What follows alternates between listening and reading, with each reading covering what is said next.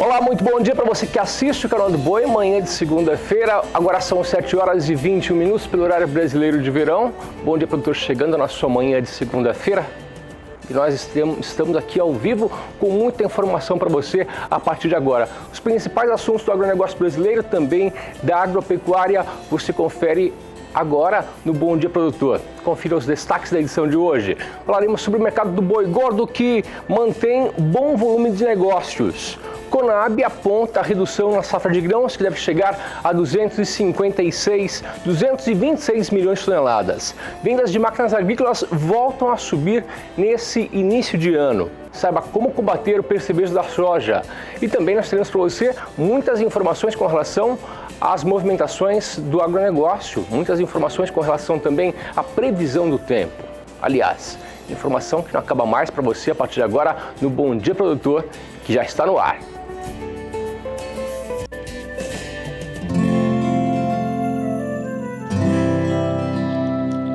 Acorda que o galo já cantou e o sol já vem fazer brotar mais um novo dia.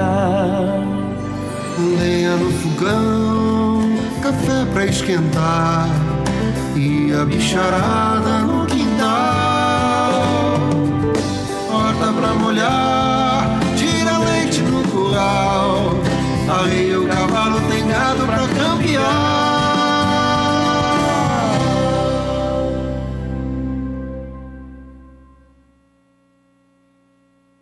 E nós começamos essa manhã de segunda-feira falando sobre o mercado do boi gordo, com fechamento na última sexta-feira. Segundo consultores da Scott Consultoria, o volume de negócios tem sido bem abaixo do esperado nesse início de ano. E isso acaba afetando diretamente nas cotações da arroba do boi gordo.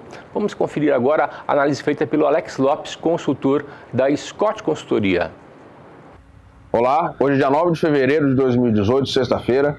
É uma sexta-feira, né, um fechamento de uma semana em que a gente teve o mercado mudando um pouco de cara, né? A gente veio de um janeiro com pressão de baixa, com dificuldade para vender carne, e nessa semana a gente está praticamente fechando a semana com alta de 9%, né, no preço da carne com osso, com valorizações em algumas praças pecuárias. É claro que a sexta-feira o mercado perde um pouquinho o volume de negociação, perde o ímpeto, né, das valorizações, é normal, né? O pessoal sai um pouco dos negócios, véspera de carnaval, então são todos fatores que fazem com que a movimentação diminua, mas isso não tirou a firmeza de mercado, não tirou o viés de alta. Espera-se, né, que na semana do carnaval tenha menos pecuarista negociando, as escalas das indústrias tendem a diminuir. Isso é um fator a mais, né, que propicia a gente terminar a semana com o mercado em alta, com o mercado aí tendendo a valorizações. Bom, pessoal, um grande abraço a todos, até a próxima. Eu sou Alex Lopes, zootecnista e consultor de mercado da Scott Consultoria. E depois da análise feita pelo consultor Alex Lopes da Scott Consultoria, é hora de conferir as cotações para a arroba do boi gordo, com fechamento na última sexta-feira, segundo a apuração da Scott Consultoria. Vamos ver aqui. Primeiramente, nós temos cotações para a região sudeste. Em Barretos, fechou a R$ 146,00. Araçatuba também fechou a R$ 146,00. Já em Belo Horizonte, fechou a R$ 136,00. No Triângulo Mineiro, fechou a R$ 138,00, com queda de R$ 2,00. Na região sul de Minas Gerais, R$ 136,00, região norte, R$ 139,00, já no Rio de Janeiro, fechou com alta de R$ 2,00, R$ 138,00, Espírito Santo, R$ 135,00. Vamos agora para a região sul do país. Você acompanha aqui cotações para a região nordeste do Paraná, R$ 140,00, região oeste de Santa Catarina, R$ 133,00, região oeste do Rio Grande do Sul, R$ 4,90 o quilo vivo, igualmente para Pelotas também, R$ 4,90 o quilo vivo. Você acompanha agora cotações para a região centro-oeste do país. Em Goiânia, Goiás, fechou a R$ 133,00, com queda de R$ 1,00. Na região sul de Goiás, R$ 131,00. Em Campo Grande do Mato Grosso do Sul, R$ 133,00. Dourados, igualmente, R$ 133,00. E Três Lagoas, R$ 130,00. Nós vamos agora para a região centro-oeste, mais precisamente no estado de Mato Grosso. Em Cuiabá, por exemplo, fechou a R$ 133,00, região norte do estado R$ 128,00, região sudeste R$ 132,00 e na região sudoeste R$ 132,00 também. Vamos acompanhar agora a cotação para a região nordeste do país. Você acompanha que Alagoas fechou a R$ 153, na região oeste da Bahia, 148, na região sul da Bahia, 140 e já na região oeste do Maranhão, R$ 126. Você acompanha agora a cotação para a região norte do país. No Acre fechou a R$ 118, Redenção 125, Marabá 125, Paragominas R$ 131, região sudeste de Rondônia 129, já na região sul do Tocantins R$ 124 e na região norte do Tocantins teve queda de R$ 1, fechou a R$ 124. Cotações para a arroba do boi gordo, região por região, que você confere em primeira mão aqui no Bom Dia Produtor. Você acompanha agora as cotações do boi magro nas principais praças de produção do país.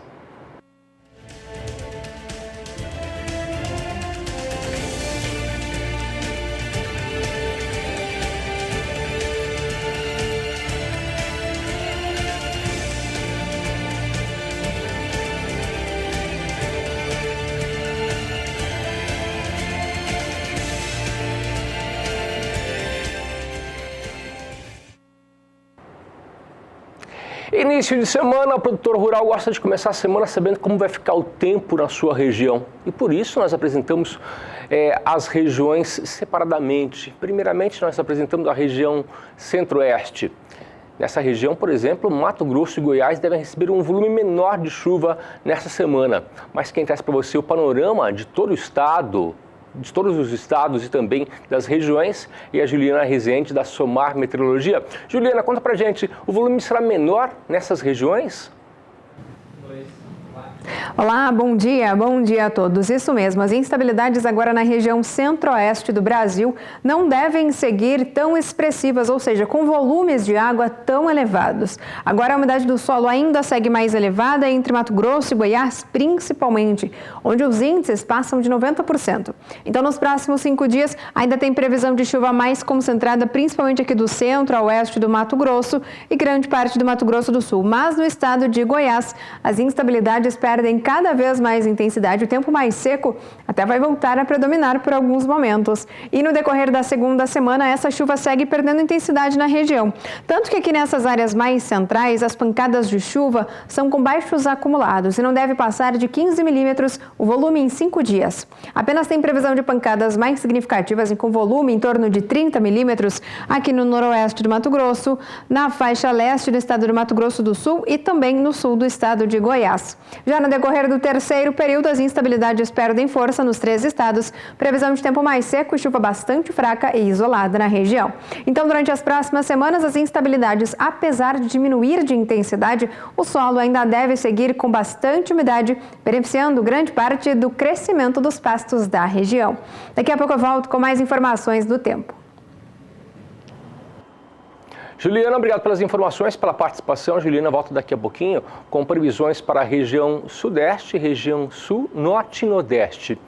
Nós acompanhamos agora o fechamento pela Scott Consultoria, mas agora você também tem uma outra opção. Você pode acompanhar também as cotações segundo a apuração feita pela agência Rural Business.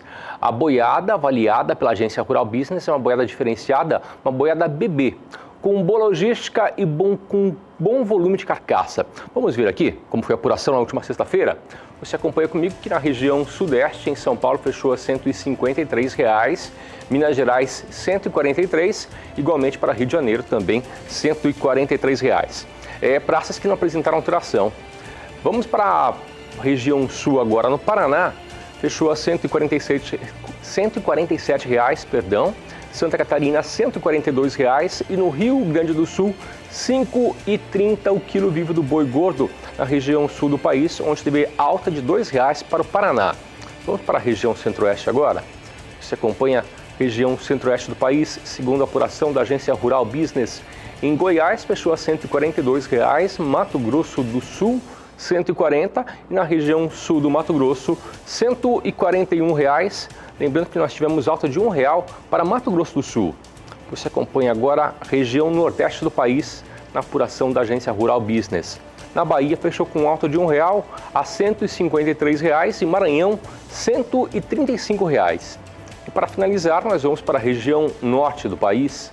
No Pará fechou a R$ 138, Tocantins R$ 133 e na região de Rondônia fechou a R$ 136, cotações que foram apuradas pela agência Rural Business na última sexta-feira. Você acompanha agora mais cotações de mercado.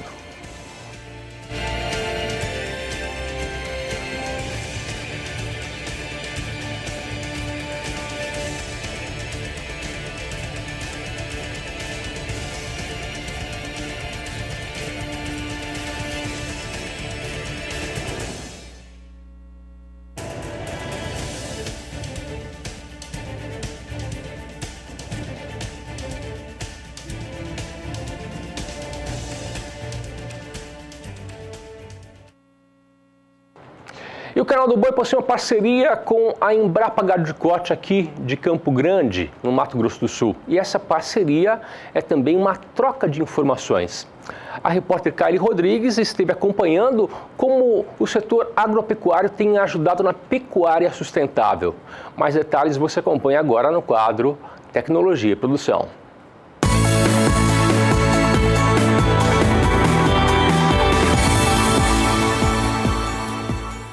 Quando se fala em mudanças climáticas, o carbono faz parte das discussões. Afinal, vem aumentando os gases do efeito estufa na atmosfera, o que vem causando temperaturas elevadas. E como faz para consertar a situação atual? De acordo com este pesquisador da Embrapa, membro do Comitê Científico do Painel Brasileiro de Mudanças Climáticas, a opção é tirar o CO2, que é o carbono, da atmosfera. Algumas técnicas na pecuária e agricultura contribuem com o trabalho, como, por exemplo, não praticar o desmatamento. Se você parar de desmatar e intensificar a agricultura e a pecuária, você, na mesma área, ganha muito. E, ao ganhar muito, você, em alguns sistemas, como integração lavoura-pecuária-floresta, você está retirando o carbono da atmosfera. Isso é um serviço ecossistêmico. Isso vale dinheiro. Mas para valer dinheiro, você tem que saber, primeiro, quanto que você está retirando. E segundo, ao saber quanto você está retirando, que preço que eu vou dar nisso. Há alguns anos, o valor monetário do carbono vem sendo discutido. No começo, apenas com mecanismos de desenvolvimento limpo, prática de utilizar lixão, redução de emissão nas indústrias, porém ainda fechados. Já no agronegócio, a situação muda por conta da variabilidade. O Brasil é protagonista do programa Agricultura de Baixa Emissão de Carbono, o que quer dizer que emite menos. Está prestando um serviço ecossistêmico. Tá? Alguém tem que pagar por isso. Esse é um grande trunfo que nós temos na mão e nós não podemos deixar que isso passe, né? Eu costumo dizer que no Brasil, em alguns momentos, a gente não perde uma oportunidade para perder uma oportunidade. Então nós temos aí um momento único de fazer essa precificação, mostrar que é possível monitorar isso e dizer quanto que sequestra. E a partir daí discutir quem paga e como é que paga isso. Essa é a ideia. Pesquisadores das unidades da Embrapa têm se reunido para tratar do assunto, como ainda da carne carbono neutro, iniciativa da Embrapa onde se tem um selo para a carne produzida de maneira sustentável, com a presença de árvores. Faz-se uma conta, né? Uma conta simples, mas que é baseada em cálculos científicos, né? Porque nós temos pesquisas aqui de 20 anos, então nós conseguimos chegar em uma conta onde a gente atesta que aquela carne produzida, aqueles animais tiveram as suas emissões neutralizadas. E isso hoje, né, o mundo pede por produtos de baixa emissão de carbono, né? Hoje é o que se fala na mídia, né? É o que as pesquisas buscam, né? E então a gente tem essa certificação, então uma carne certificada. A agropecuária já foi considerada por muitos no passado como vilã do desenvolvimento sustentável. Já nos dias atuais, o setor alia altos índices produtivos com preservação ambiental. O nosso boi é produzido em cima de um pasto. Esse pasto, ele faz fotossíntese, quer dizer, ele tira carbono da atmosfera, ele não é produzido confinado, como nos países, né, de clima temperado. Então, o sistema de produção é diferente. Então, um pasto bem manejado, bem adubado, ele tem o potencial de neutralizar as emissões por fermentação entérica, né, que é as emissões do boi, pelo estoque de carbono na biomassa, que é no pasto, né, na pastagem, na gramínea, e no solo. Então, assim, o boi, se ele bem manejado, o pasto, ele inverte esse sinal, né, de emissões.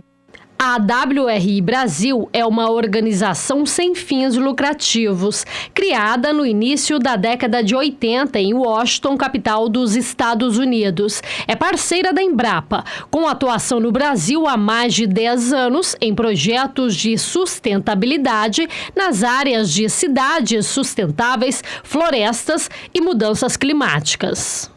Com os setores chaves, com os grandes stakeholders, né? Então, o setor privado, governo, sociedade civil, associações e, mais especificamente, com a agropecuária, a gente também tem atuado com produtores, né? Associações de produtores rurais. Nós iniciamos uma parceria para a construção de uma calculadora de mensuração dos gases de efeito estufa que causam as mudanças climáticas. Então, como a agropecuária no Brasil ela tem um papel muito expressivo nas emissões e, por outro lado, representa uma grande oportunidade de abatimento, né, de reduzir essas emissões, aumentando a produtividade agrícola, né, no campo e reduzindo as emissões, nós fechamos essa parceria com a Embrapa e temos atuado com uma calculadora, né, que é o GHG Protocolo, que é uma ferramenta para mensurar essas emissões e disseminando, treinando, capacitando os produtores rurais, fazendo eventos. A iniciativa prevê a disseminação do conhecimento, mostrando para os produtores que é possível aumentar a competitividade e, ao mesmo tempo, reduzir as emissões, sendo bom para a economia, sociedade e, claro, para o meio ambiente. Já podemos falar em resultados? Vocês sentem um feedback? Sim, várias grandes fazendas, né, produtores rurais, eles já têm se antenado essa questão da sustentabilidade, da economia de baixo carbono, já têm implementado práticas, né, técnicas agropecuárias de baixo carbono, e a ideia é que essa ferramenta do GHG Protocolo, ela apoie esses produtores interessados para gerir os seus negócios de uma forma mais sustentável, né? Então, aumentando a produtividade, reduzindo esses impactos e gerando, né, mais emprego, movimentando a economia. Kylie Rodrigues para o SBA. 7h38 pelo horário brasileiro de verão, hora de intervalo comercial, mas voltamos daqui a pouquinho para falar sobre pecuária de precisão, um assunto que é muito interessante, você verá aqui uma entrevista. Fique com a gente, nós voltamos em 2 minutos. Faltando 20 minutos para as 8 horas da manhã, bom dia, produtor, de volta na sua manhã de segunda-feira e nós estamos de volta com muita informação para você. Agora o assunto é sobre pecuária sustentável. O termo vem sendo muito usado por pecuaristas que tentam automatizar os trabalhos em uma propriedade rural. E esses trabalhos podem ser utilizados através de softwares, aplicativos, hardwares, tudo criado para gerenciar a produção animal. E sobre o assunto pecuária de precisão, nós vamos acompanhar agora uma entrevista que foi realizada no programa Pecuária BR, que você confere agora. Vamos ver. Está aqui conosco o nosso amigo Pedro Paulo Pires, que é médico veterinário, pesquisador da Embrapa Gado de Corte. Está aqui o João Pedro também para a gente bater um papo, conversar com o Pedro Paulo para falar do que vai ser apresentado para você quando for a Dinapec. Tudo bem? Tudo bom. Prazer muito grande te ver. Ô, Zaidão, o prazer é meu. Chame sempre. Obrigado. João, você tem alguma pergunta? Eu queria que o Pedro Paulo explicasse o que é pecuária de precisão. Eu acho que a maior parte do pessoal não está conhecendo ainda, assim como nós, o pessoal não conhece bem vamos lá. O tema. Olha, seguindo a ideia de agricultura de precisão, fica mais fácil para nós começarmos. A pecuária de precisão é tudo que nós pudermos fazer para sabermos o que cada animal vai lucrar. Então nós desenvolvemos softwares, nós desenvolvemos equipamentos, né? Então usa mecatrônica, mangueiro que está todo redesenhado, anti-estresse. Então nós colocamos tudo que fosse possível de informática, de computadores, de softwares, de aplicativos para celulares e alguns sensores nos animais e outros ainda lá na pastagem. Por exemplo, para parar de falar isso, nós podemos hoje saber o peso de cada cabeça diário, sem precisar de energia elétrica lá na fazenda, e isso é transmitido até 30 quilômetros de distância da balança que fica instalada lá no pasto. Transmite como? Por satélite? Não, são torres, são antenas pequenininhas assim, a gente chama de torre, mas são antenas pequenininhas que ficam lá na balança, o animal passa por ela para poder ir beber água, e essa anteninha, que é alimentada por energia solar, transmite lá para o escritório da fazenda. Lá no computador tem um software que analisa tudo isso. É muito interessante. Isso é um programa? O que é? Mas esse modelo, hoje, você já tem vários polos no Brasil implantando modelos iguais a esse, Pedro Paulo? Vários polos, não. Mas temos polos, sim. Porque como é muito novidade, tem um pouco de resistência. Mas é certeza que veio para ficar, viu, João? Não tem como nós imaginarmos a pecuária, que é o maior país produtor de carne do mundo, sem que o produtor saiba quantas arrobas ele tem no pasto hoje. Ou melhor ainda, sem que o produtor saiba quantas arrobas ele terá em 31 de dezembro. Mas isso é com uma precisão que vai permitir que ele faça negócios. Ele hoje sabe quantas cabeças ele tem e ele não sabe quantos animais estão roubando o dinheiro dele. Então, pela seleção, pelo controle, que o dinheiro do produtor chama arroba de boi. E a conta bancária dele é arroba de boi, que flutua. Então são os animais que ganham mais peso, são animais que perdem peso, é vaca que aborta, é vaca que fica doente. Isso tudo ele vai poder receber na tela do computador e com certeza absoluta saber quanto que ele vai ter no final do ano. Pedro Paulo, um setor da pecuária que está muito evoluído é o confinamento. Eu acho que o confinamento vai ser o primeiro setor que vai adotar de forma mais ampla esse processo? Certeza. Imagina você colocar 1000 cabeças no confinamento. E você vai saber quanto que eles vão lucrar depois de 3, 4 meses, porque você vai pesar o lote. Acabou isso. Você coloca a balança lá onde o animal for beber água, que eles vão todos os dias.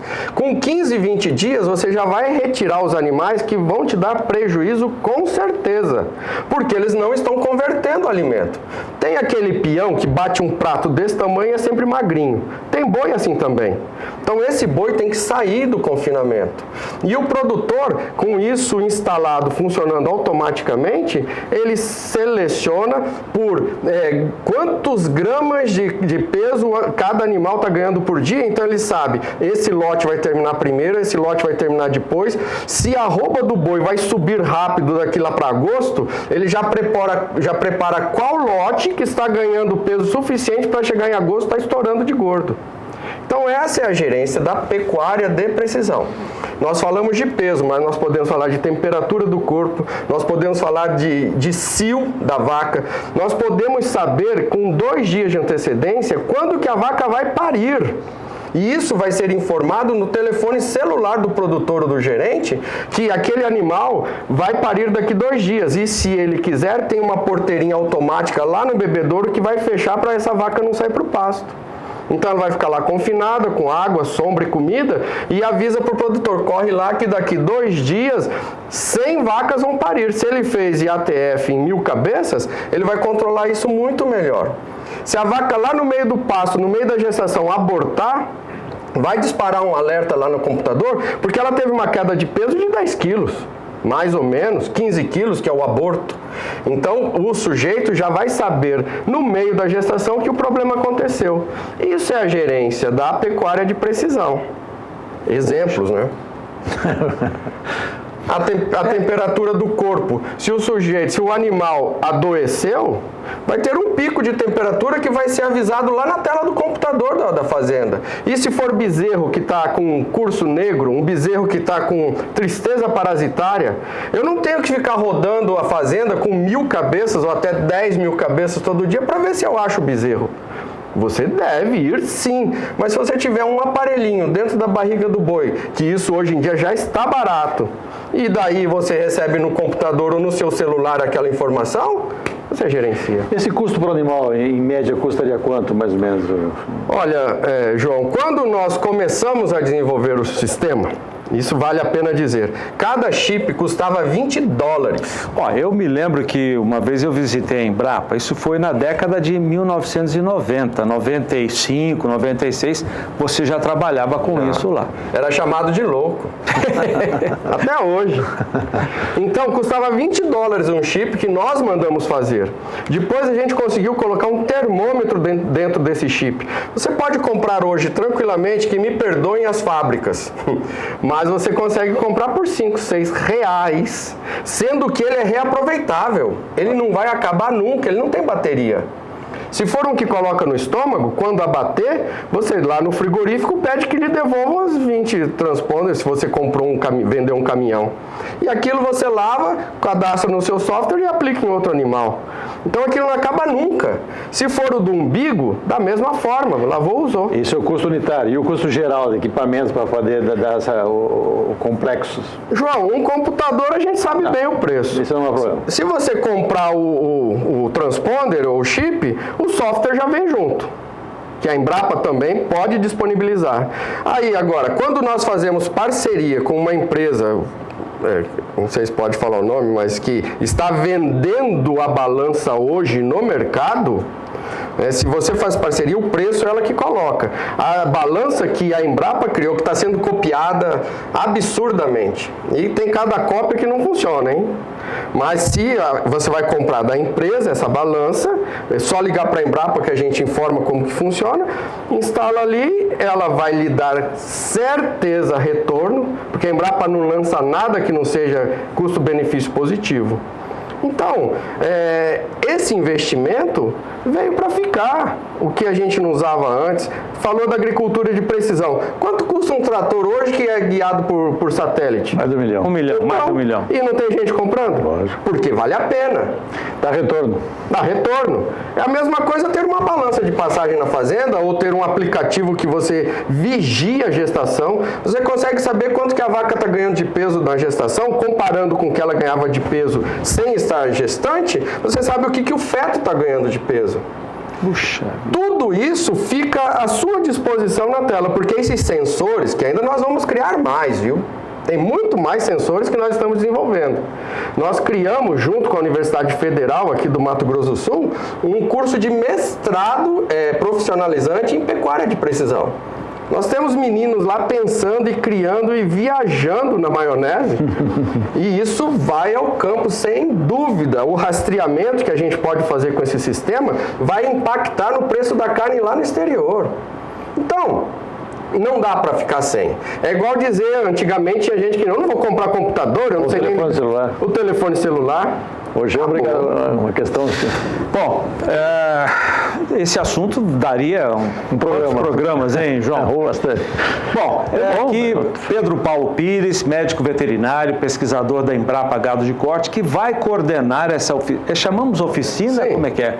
Uma oficina na Dinapec 2018, de 7 a 9 de março, portanto, daqui a um mês, começando. Para pôr na agenda do pessoal, né? Daqui, hein? Botar na agenda do pessoal lá. Botar na agenda, exatamente. É que eu não sei, eu falei para a turma organizar caravanas e vir participar. Eu acho que isso vale a pena demais para conhecer. Uma informação de hoje, vai ter uma Assembleia Geral de todos os sindicatos rurais. Ou o sindicato que vai participar, nada mais justo que ele venha no ônibus e traga 30, 40 sócios do sindicato seu.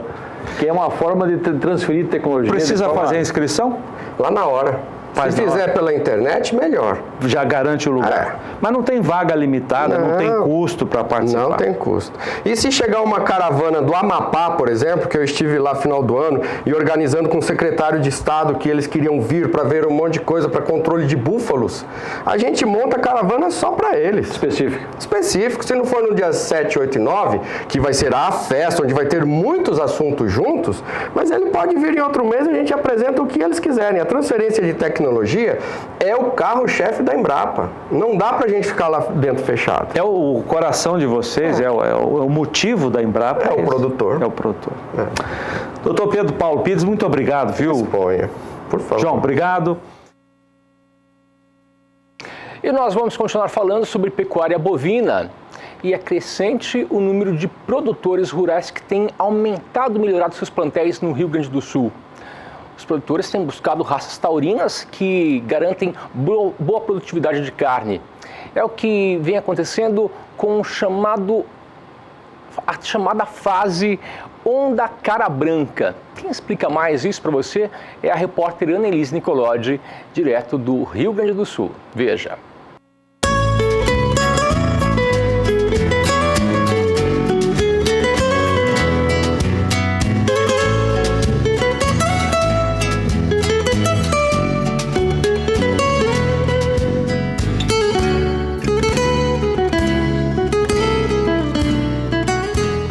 Branca estão rodeados pelo verde das lavouras de soja. Mas eles reinam soberanos em meio a esse cenário. Apesar dos grãos terem tomado conta dos campos gaúchos nas últimas décadas, ainda tem pasto de sobra para quem não deixou a pecuária de lado.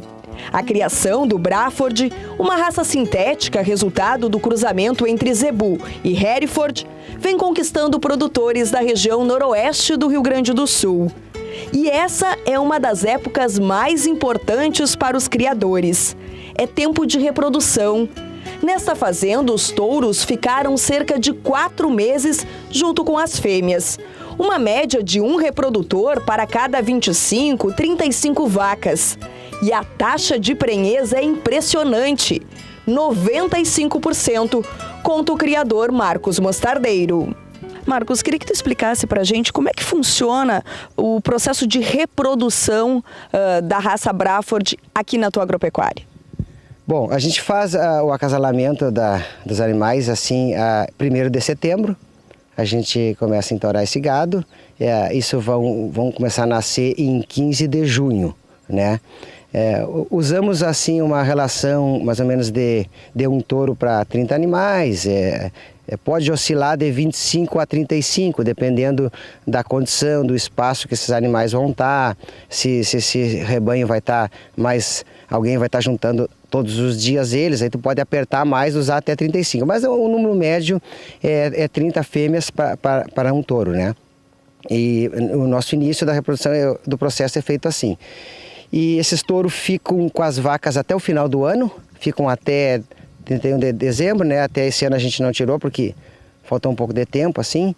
Mas o mês de dezembro, essas fêmeas praticamente, elas já estão cobertas, praticamente pelo nascimento. A gente vê que as fêmeas a cobertura é feita praticamente setembro, outubro e novembro. O dezembro fica, mas assim, 5% dessas fêmeas, pelo nascimento, mostra que os touros fazem a cobertura no mês de dezembro. Basicamente é quase um entore de 90 dias, vamos dizer assim, né?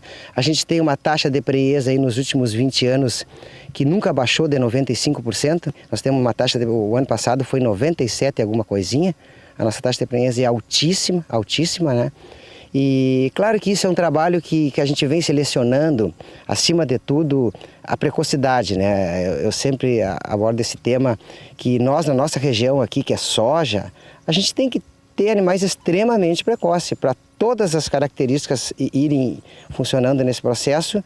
E essas fêmeas pegam cria, os terneiros a gente vem tirando eles com um belo peso, né?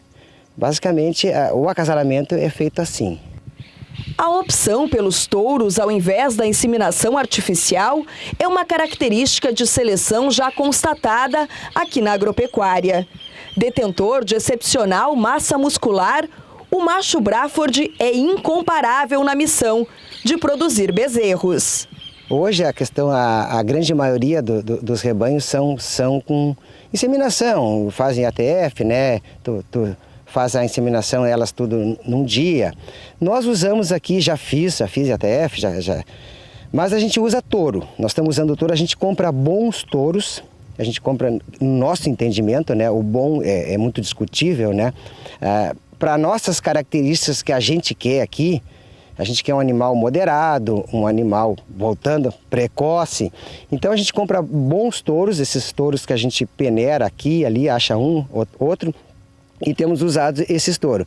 Essas fêmeas, mãe desses terneiros que estão aqui, ó, essas fêmeas já são todas feitas aqui na Agropecuária Mostardeiro, com touros que a gente comprou e vacas que no início, para a gente ter o registro, obviamente a gente precisava comprar fêmeas, novilhas, para começar os animais, para dar a origem aos registros.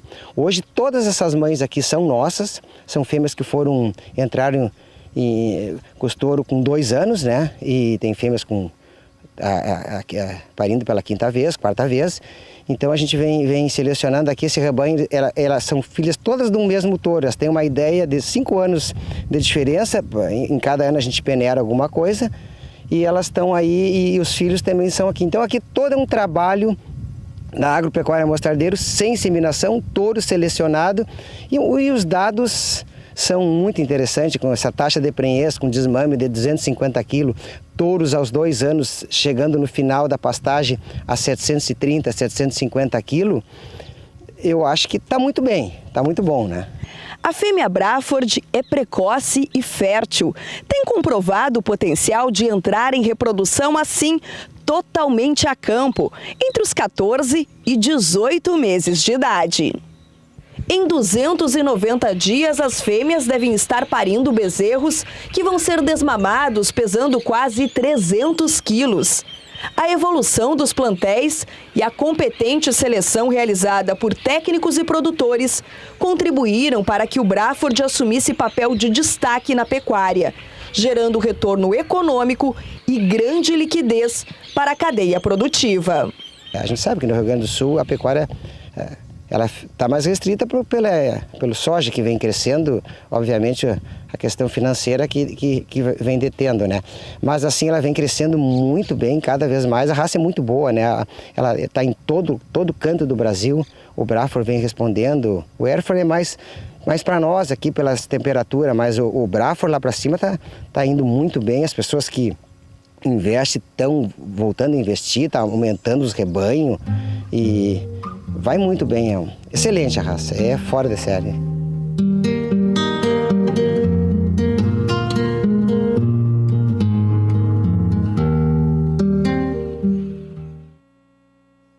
Sete horas e 59 minutos, hora de intervalo comercial, mas voltamos daqui a pouquinho para falar sobre pecuária leiteira na sua manhã de segunda-feira. Nós teremos muita informação para você, fique com a gente, nós voltamos em 2 minutos. 8 horas e 2 minutos pelo horário brasileiro de verão. Bom dia, produtor, de volta na sua manhã de segunda-feira, início de semana. Para você, uma ótima semana e bons negócios.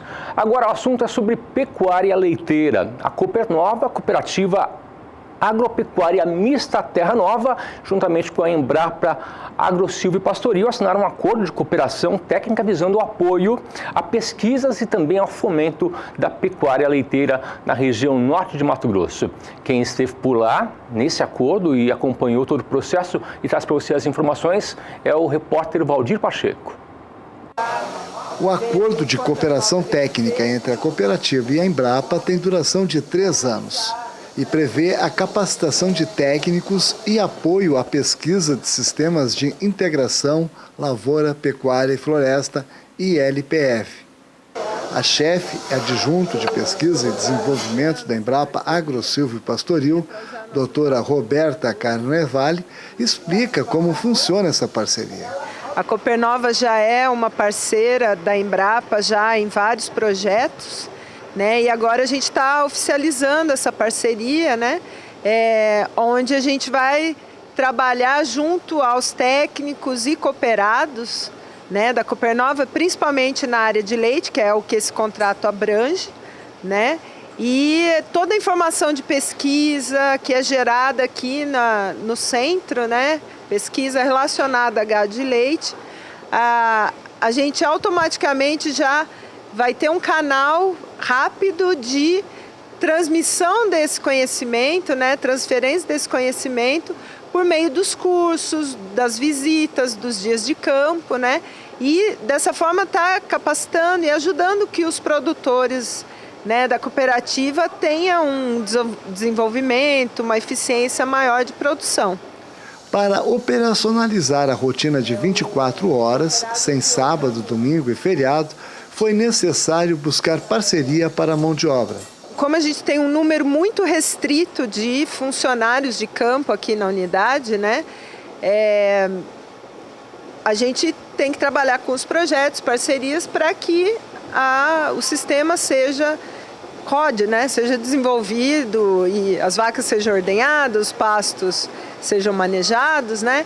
A gente tem uma atividade dentro da rede de transferência de tecnologia de LPF, é uma rede nacional que hoje, via projetos, né, de capacitação também, a gente tem 2 funcionários via esse projeto que operacionalizam, né, a rotina aqui da fazenda, da base experimental, e ainda vai contar agora com mais uma pessoa, né, contratada pela Copernova. Este projeto visa o melhoramento genético do rebanho em toda a bacia leiteira que a Copernova abrange. Parceria também com a Copernova, um acordo, né, onde nós vamos criar os bezerros machos que têm essa genética, essa qualidade muito boa. Nós vamos criar esses bezerros até os 7 meses, né? Quando esse bezerro começa a entrar na idade reprodutiva, nós fazemos a doação para a Copernova, isso tudo via contrato, né? Então, a gente faz a doação para a Copernova para que a Copernova distribua esses animais entre os seus cooperados. Então, aquele produtor que for exemplo, que estiver tratando bem seus animais, que que participa, que é atuante, que está buscando melhoria, ele pode ser contemplado com um animal, e dessa forma a Embrapa também está ajudando na melhoria da genética do estado, né?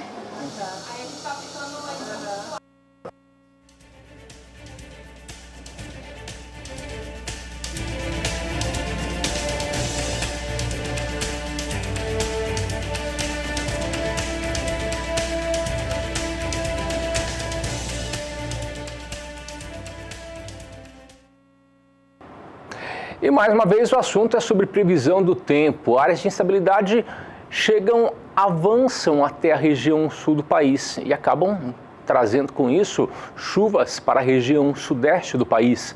Vamos saber como serão essas chuvas, segundo as informações da agência Somar Meteorologia, com a Juliana Rezende. Ô Juliana, conta pra gente, essas chuvas devem ser persistentes na região sudeste? Isso mesmo, ao longo das próximas semanas, as instabilidades vão voltar a atuar de maneira mais persistente no estado de São Paulo.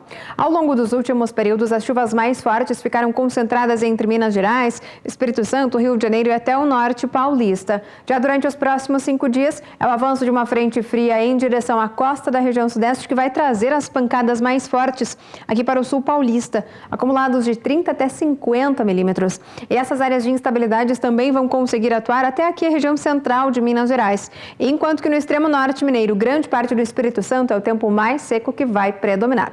Ao longo da segunda semana, essa chuva agora no sudeste vai conseguir se espalhar até aqui as áreas mais centrais do estado de Minas Gerais. Tem previsão de instabilidades significativas, isso porque o volume de água vai ficar um pouco mais elevado e alcançar até 50 milímetros. E durante o terceiro e último período, a chuva ainda vai persistir na região, só que dessa vez a chuva perde cada vez mais intensidade na região sudeste. Então os pastos da região ainda devem seguir com boas condições de crescimento, porque o solo já está com bastante umidade e com as instabilidades ainda persistentes na maior parte da região, a tendência é de cenário otimista para as áreas de pastagens. Daqui a pouco eu volto com mais informações do tempo. Obrigado, Juliana, pelas informações, pela participação. Daqui a pouquinho nós teremos previsão para a região sul, ainda norte e nordeste do país.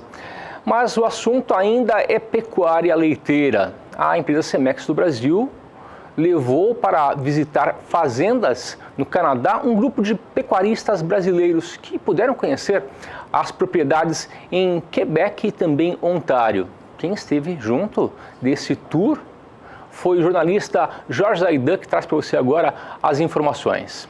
Veja.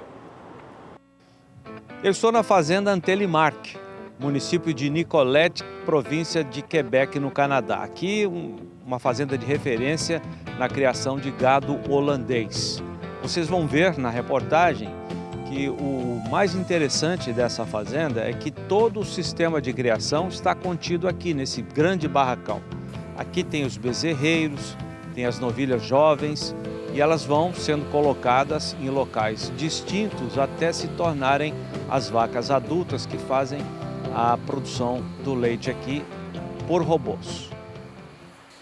A Fazenda Antelimark inaugurou o novo barracão no final de 2016. Tudo foi projetado para permitir, em um só lugar, o manejo de todas as fases do rebanho que termina com a ordenha robotizada. As novas instalações também marcaram a mudança do sistema para freestall, em que os animais ficam livres o tempo todo, e mudança de piso para camas de areia mais confortáveis para o gado. A família Blanc pode cuidar dos bezerros no nascimento e na amamentação de cerca de 15 litros de leite em pó por dia em baias aquecidas. Pode cuidar das novilhas numa simulação do que será a vida delas depois de adultas e ainda manter as vacas em baias individualizadas até a ordenha nos robôs. E pode cuidar da alimentação com a ajuda de máquinas. Em condições assim, não há estresse. É sinônimo de comodidade para quem ali trabalha. Esse é um modelo que ganha força nas propriedades leiteiras do Canadá, como explica o Dr. Luiz Felipe de Mello, gerente técnico de leite importado do Grupo Cemex do Brasil. Esse tipo de serviço no Canadá, até um tempo atrás, era extremamente desgastante para a família, porque os empregados são caros, então as famílias que trabalhavam e trabalham, em sua grande maioria, e você tem aqui algo muito mais automatizado, onde permite a família se reunir e viver em família. A visita do Grupo Cemex do Brasil em novembro de 2017 ocorreu pouco mais de um ano de inauguradas as novas instalações da Antelimark. No comando da fazenda desde 2016, Jean-Michel é só alegria. Ele pertence à 4ª geração dos Leblanc, em Nicolette, na província de Quebec. Afinal, com o trabalho compartilhado com os robôs, ele tem mais tempo para se dedicar principalmente a Catherine, com quem estava casado havia poucos meses, portanto em lua de mel. Catherine conta que não tem experiência com gado, a não ser lembranças da infância com o avô, um produtor de leite. Ela brinca que o papel da mulher na propriedade leiteira é manter tudo limpo. Keep it clean. Mas falando sério, ela revela a função principal. My job is it's calf. Meu trabalho são as bezerras, eu as amo. E eu ainda preciso acalmá-lo para que ele tome as decisões. He comes to me to know what Ele sabe que pode vir a mim. Eu também sei pensar, somos uma boa equipe. We do a good team. Os filhos ainda não chegaram. Por enquanto, só a bezerrada e 4 gatos. Eu perguntei a Jean-Michel qual foi o crescimento da produção após a adoção dos robôs. O sistema ainda é muito novo, mas em poucos meses passamos de 1,250 kg para 1,450 kg de gordura por vaca ao dia. Mas não foram só os robôs os responsáveis, também as instalações com mais conforto, cama de areia, boa água, comida e mais espaço. 50% do material genético usado na fazenda vem de touros genômicos, avaliados por mapeamento genético. A outra metade vem de touros provados. Nós escolhemos um touro genômico para uma vaca que tem pai provado. E quando temos uma vaca de pai genômico, acasalamos com um touro provado.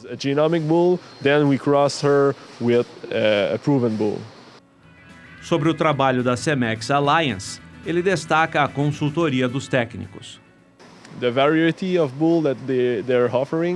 Eles têm variedade de touros e nos orientam quando dizemos qual é o nosso objetivo.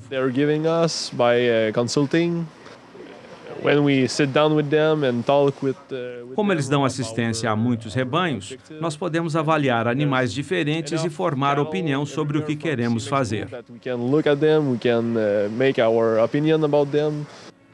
Brasileiros convidados pelo Grupo Cemex gostaram do que viram na fazenda. O freestall de cama de areia, ele é muito bom por causa do manejo dessa cama, que é mais fácil do que os demais, e ele dá um conforto melhor para os animais, né?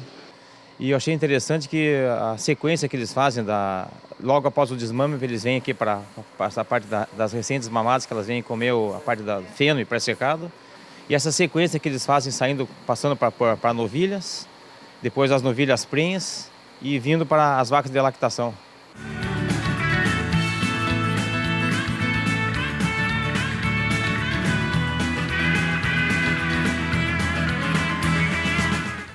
Fazenda Antelimarque, no município de Nicolette, província de Quebec.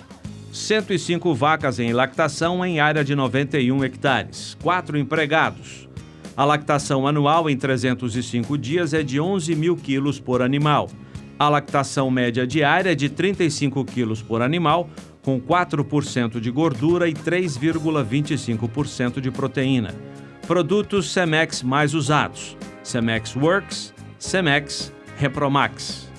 Touro Cemex mais usados: Impression, High Octane, Unix, Low Trust.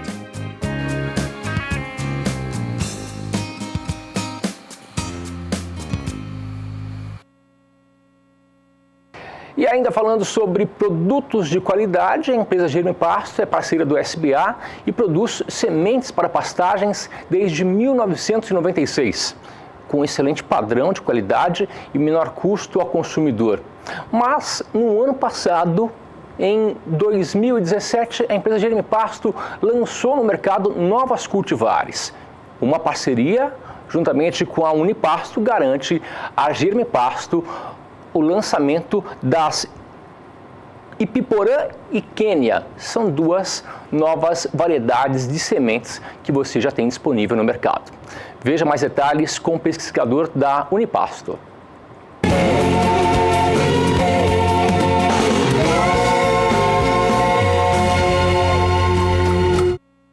Nós temos mais um convidado para falar sobre as tecnologias lançadas pela Embrapa Gado de Corte e que vão impactar no mercado. Para isso, nós vamos bater um papo com o Marcos Roveri, que é gerente técnico da Unipasto, e você sabe que a Unipasto é a entidade que agrega as empresas sementeiras que produzem sementes no Brasil. Marcos, tudo bem com você? Tudo bem, e você? 2 lançamentos fantásticos da Embrapa, né? Fantásticos. Materiais que estão sendo desenvolvidos desde 92, né? E a partir desse ano nós temos essas 2 novidades para oferecer para o agropecuarista. Bom, o que a gente gostaria de saber de você, tecnicamente, na verdade mercadologicamente, como que essas cultivares, novas cultivares, a Ibiporã e o Quênia, vão se comportar no mercado? Ou seja, qual é a necessidade que o mercado tinha delas? Vamos dividir, né? Então, em relação à Ipiporã, que é uma braquiária híbrida, né? A primeira braquiária híbrida da Embrapa, então a ideia desse material foi tentar atender os pecuaristas da região do Cerrado e da região amazônica, principalmente em áreas bem drenadas, onde tem um problema da cigarrinha das pastagens, que praticamente vem dizimando essas áreas.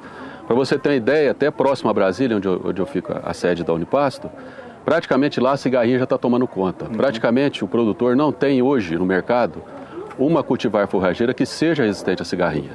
Então a Ipiporã ela veio para cobrir esse mercado, mas não para cobrir o mercado onde o marandu esteja morrendo. Porque onde o marandu está morrendo é uma síndrome, tem várias características, tá certo? E a cigarrinha é um componente, mas esse material ele não aguenta encharcamento. Então ele não pode ser direcionado, por exemplo, na região amazônica, lá no bioma Amazônia, onde tem problema de umidade do solo. Então onde a área é bem drenada, você pode colocar o material sem problema. Agora onde tem problema de encharcamento, ele não pode ser colocado. Esse é o Ipiporã. No caso do Quênia é o seguinte, é um material de alto teor proteico. Pra você ter uma ideia, ele apresentou os resultados 30% superior ao Tanzânia, considerado o capim de melhor qualidade nutricional. Então, esse material para produção de leite, para sistemas mais intensivos, é um material que vai se encaixar muito bem. Ou seja, o mercado então tem aí 2 novas cultivares para aumentar a produtividade. Esse é o objetivo. Isso. Então, produtividade e resolver animal, problemas pontuais como cigarrinha das pastagens. Então, é um diferencial muito grande, né? Então, hoje você pega de todo o portfólio que você tem de forrageiras, você não tem um material com resistência à cigarrinha. A cigarrinha marra-narva, que praticamente vem dizimando as pastagens do Brasil. Então é só para mostrar aqui para você que é o seguinte, essas duas espécies de cigarrinha são as mais comumente encontradas nas pastagens do Brasil, né? Que as cigarrinhas típicas, né? Que é a Notosulia e a Deois, aquelas pintadinhas, né? Que o pessoal conhece. Agora, o grande problema que a gente está encontrando é com essa aqui, que se chama Maranarva. Uma cigarrinha mais vermelha, tem várias espécies, e ela que vem dizimando praticamente toda essa parte do bioma Amazônia, uma parte do Cerrado. Então, esse material, o Ipiporã, ele é resistente por antibiose a essa cigarrinha. Aqui, então, a mais voraz entre elas, né? A mais voraz. Isso aqui é um dano danado. Então, praticamente, ela é um componente da morte do brequiarão. Do brequiarão. É um dos componentes. Porque o brequiarão, todas as cultivares que tem no mercado, nenhuma é resistente a uma ranarva igual essa aqui. A Ipiporã. A Ipiporã. No caso do Quênia também, ele é resistente também a marranarva. Só que os pânicos não têm problema com marranarva, pelo menos por enquanto, certo? Mas nas avaliações dos pesquisadores da Embrapa, esse material também é resistente a marranarva. Mas dentre as brequiárias não existe. Que é a melhor solução, né? Uma cultivar resistente do que a aplicação de... Exatamente. Porque tudo que você faz na pastagem, né? Certo? Pelo valor agregado que ela tem, tudo fica caro. Entendeu? Então, por isso você tem que, dentro dos bancos de amorplasma, dentro dos cruzamentos, você tem que optar por culturas que tenham... Que são resistentes, né? Resistência. Claro, economicamente é muito mais viável, né? E ainda ecologicamente também, do que aplicar, né, o inseticida. Resistência e tolerância. Então, essa linha que a Embrapa segue, né? Para apresentar para os agropecuaristas. Legal.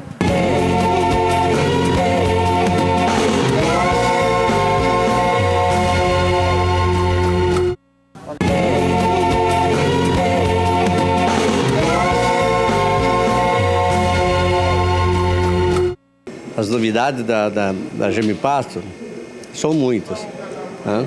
Todos os anos nós tentamos inovar. A empresa, ela está ampliando, está automatizando a sua indústria. Que a gente é uma estrada que não tem fim a inovação, né? Então nós temos uma incrustação nova, se chama Select, uma tecnologia nova, um maquinário importado, uma forma totalmente diferente da incrustação que existia. É uma semente revestida que é a pedido, né, de toda a equipe de vendas. A gente melhorou muito o visual dela, sendo que a gente sempre cuidou muito da qualidade com as sementes revestidas. Nós já tínhamos uma semente de muita boa germinação. A grande vantagem dela, ela vai ficar uma semente mais uniforme, né? Mais bem incrustada, semente por semente. Você pegando um paquímetro, você não vai ver praticamente a diferença de uma semente para outra, né? Isso interfere muito depois, no momento que você for plantar essa semente, a plantabilidade dela fica perfeita, né? É a questão de inovação que a gente, o Gemipasto, sempre está trazendo. Hoje, a semente Select, ela é escarificada, ela tem tratamento fungicida e a empresa tem já um volume grande de sementes revestidas, que é a semente Select.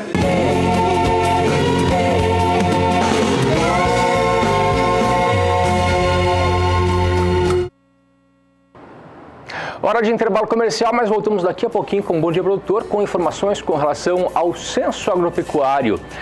Vamos a um breve intervalo, voltamos em 2 minutos. 8h25 pelo horário brasileiro de verão. Bom Dia Produtor de volta na sua manhã, segunda-feira, início de semana, e nós temos muitas informações para você.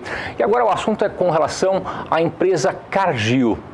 Você vai acompanhar agora uma entrevista que a Sarah Kirchhoff fez com o consultor de aplicação da Nutron, que é uma das ramificações da Cargill, que é com relação à alimentação e nutrição para frangos de corte. Vamos ver.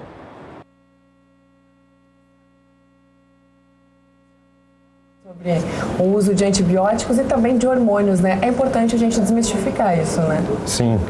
Hoje nós usamos muitos alternativos para os antibióticos. Então, algumas substâncias como ácidos orgânicos óleos essenciais e probióticos, prebióticos são usados em substituição, uma vez que a 35% da nossa produção é exportada e há uma pressão desse mercado externo, nós estamos nos preparando para usar essas substâncias alternativas. E a questão dos hormônios, por que se fala tanto? E fala aí para o telespectador que está nos acompanhando, o que ele pode saber sobre isso, que é importante que ele saiba.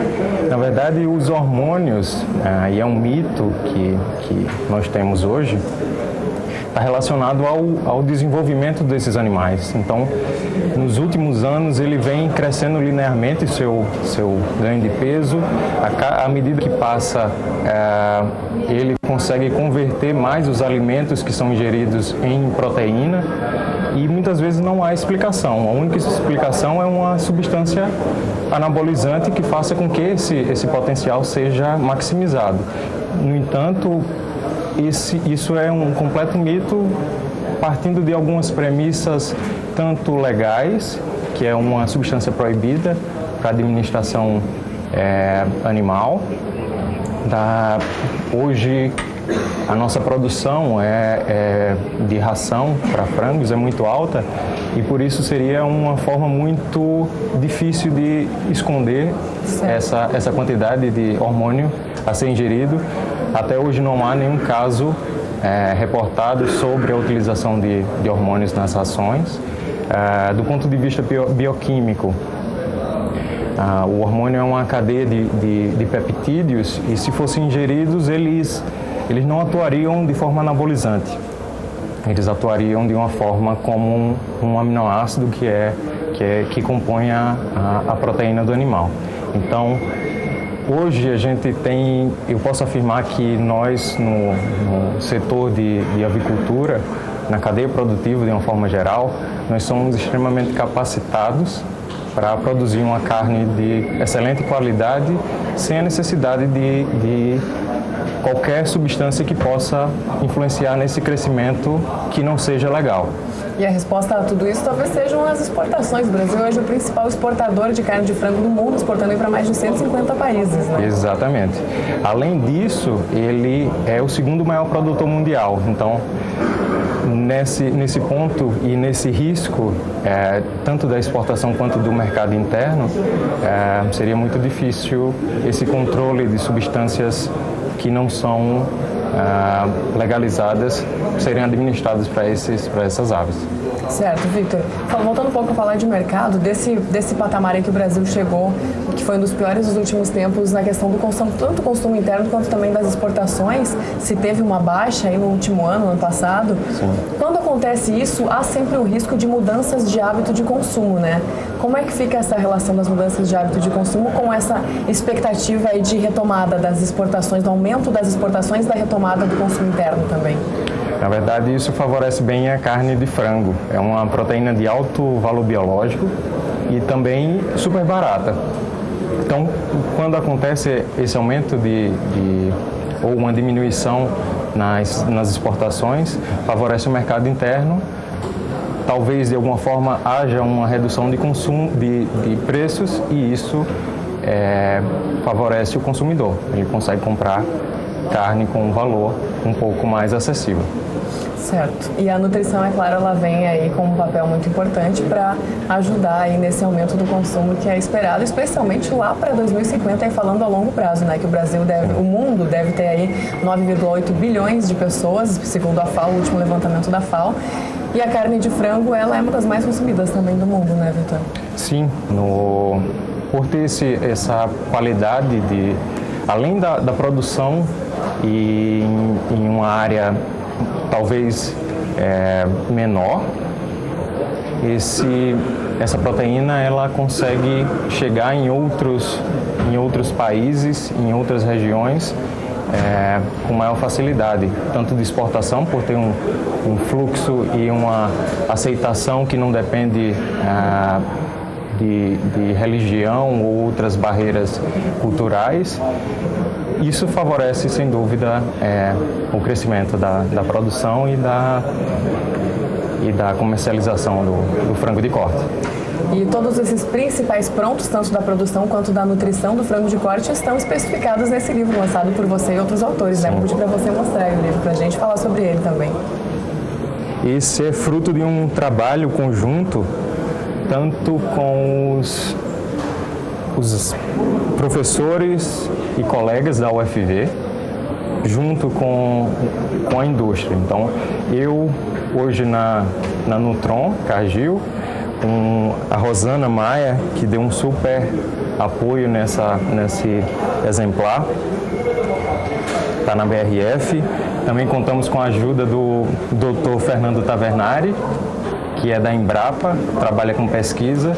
Então, o Diego Ladeira também nos ajudou bastante, o que faz com que esse livro ele tenha uma amplitude muito grande. Então, a gente aborda tanto do ponto de vista acadêmico, quanto do ponto de vista de pesquisa, quanto essa experiência que a gente já teve de campo, a gente consegue aproximar da necessidade dos produtores.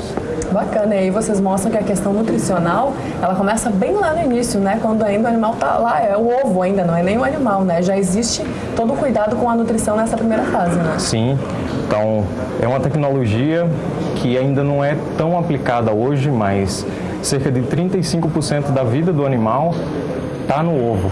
Então os estudos direcionam para esse ponto.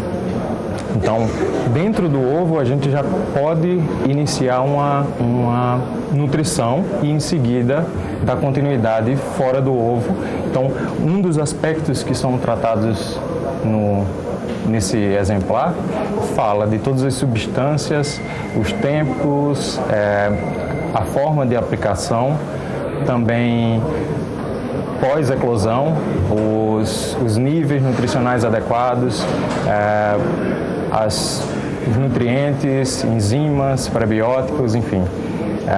Além da gente tratar também da parte de análise laboratorial, a qualidade de matéria-prima que vai influenciar totalmente nesse resultado. E a gente finaliza com a parte final, que é o abatedouro. Então, a gente passa do planejamento, fala um pouco da parte nutricional, das matérias-primas e finaliza com a parte de abate e comercialização. E fala inclusive de fitoterapia, né? Sim, tem os fitoterápicos e basicamente está relacionado aos óleos essenciais, como é extraído essas substâncias para serem fornecidas com o objetivo de promover o crescimento dos animais e melhorar a saúde e a qualidade dos produtos finais. Perfeito, Vitor. Mais uma vez, muito obrigada pela sua participação e parabéns aí pelo lançamento do exemplar. Obrigado, Sara. Esse foi então o Vitor Salles, da Nutron, da Cargill Nutrição Animal, e nós voltamos ao programa. E agora nós vamos conhecer um pouquinho mais do trabalho da empresa Cargill. Nós vamos até a cidade de Aquidauana, no interior de Mato Grosso do Sul, conhecer o trabalho realizado pela Cargill juntamente com a Fazenda Dourada. Vamos ver. Você viaja mais uma vez com o SBA para conhecer um pouquinho mais sobre a influência da tecnologia na produtividade em pecuária. Viemos até a Fazenda Dourada, aqui em Aquidauana, para provar para você a importância de investir corretamente para ter ganhos em pecuária. Região do Taboco, afluente do rio Aquidauana, na transição da Serra de Maracaju para o Pantanal, onde a fauna vasta e exuberante. E a flora, onde predominam aroeira, jatobá e angico, é onde a equipe da fazenda desenvolve um rebanho Nelore e de cruzamento industrial que prioriza o que a pecuária mais pede: produtividade, aproveitamento de uma área que, aliás, é bem manejada pela equipe.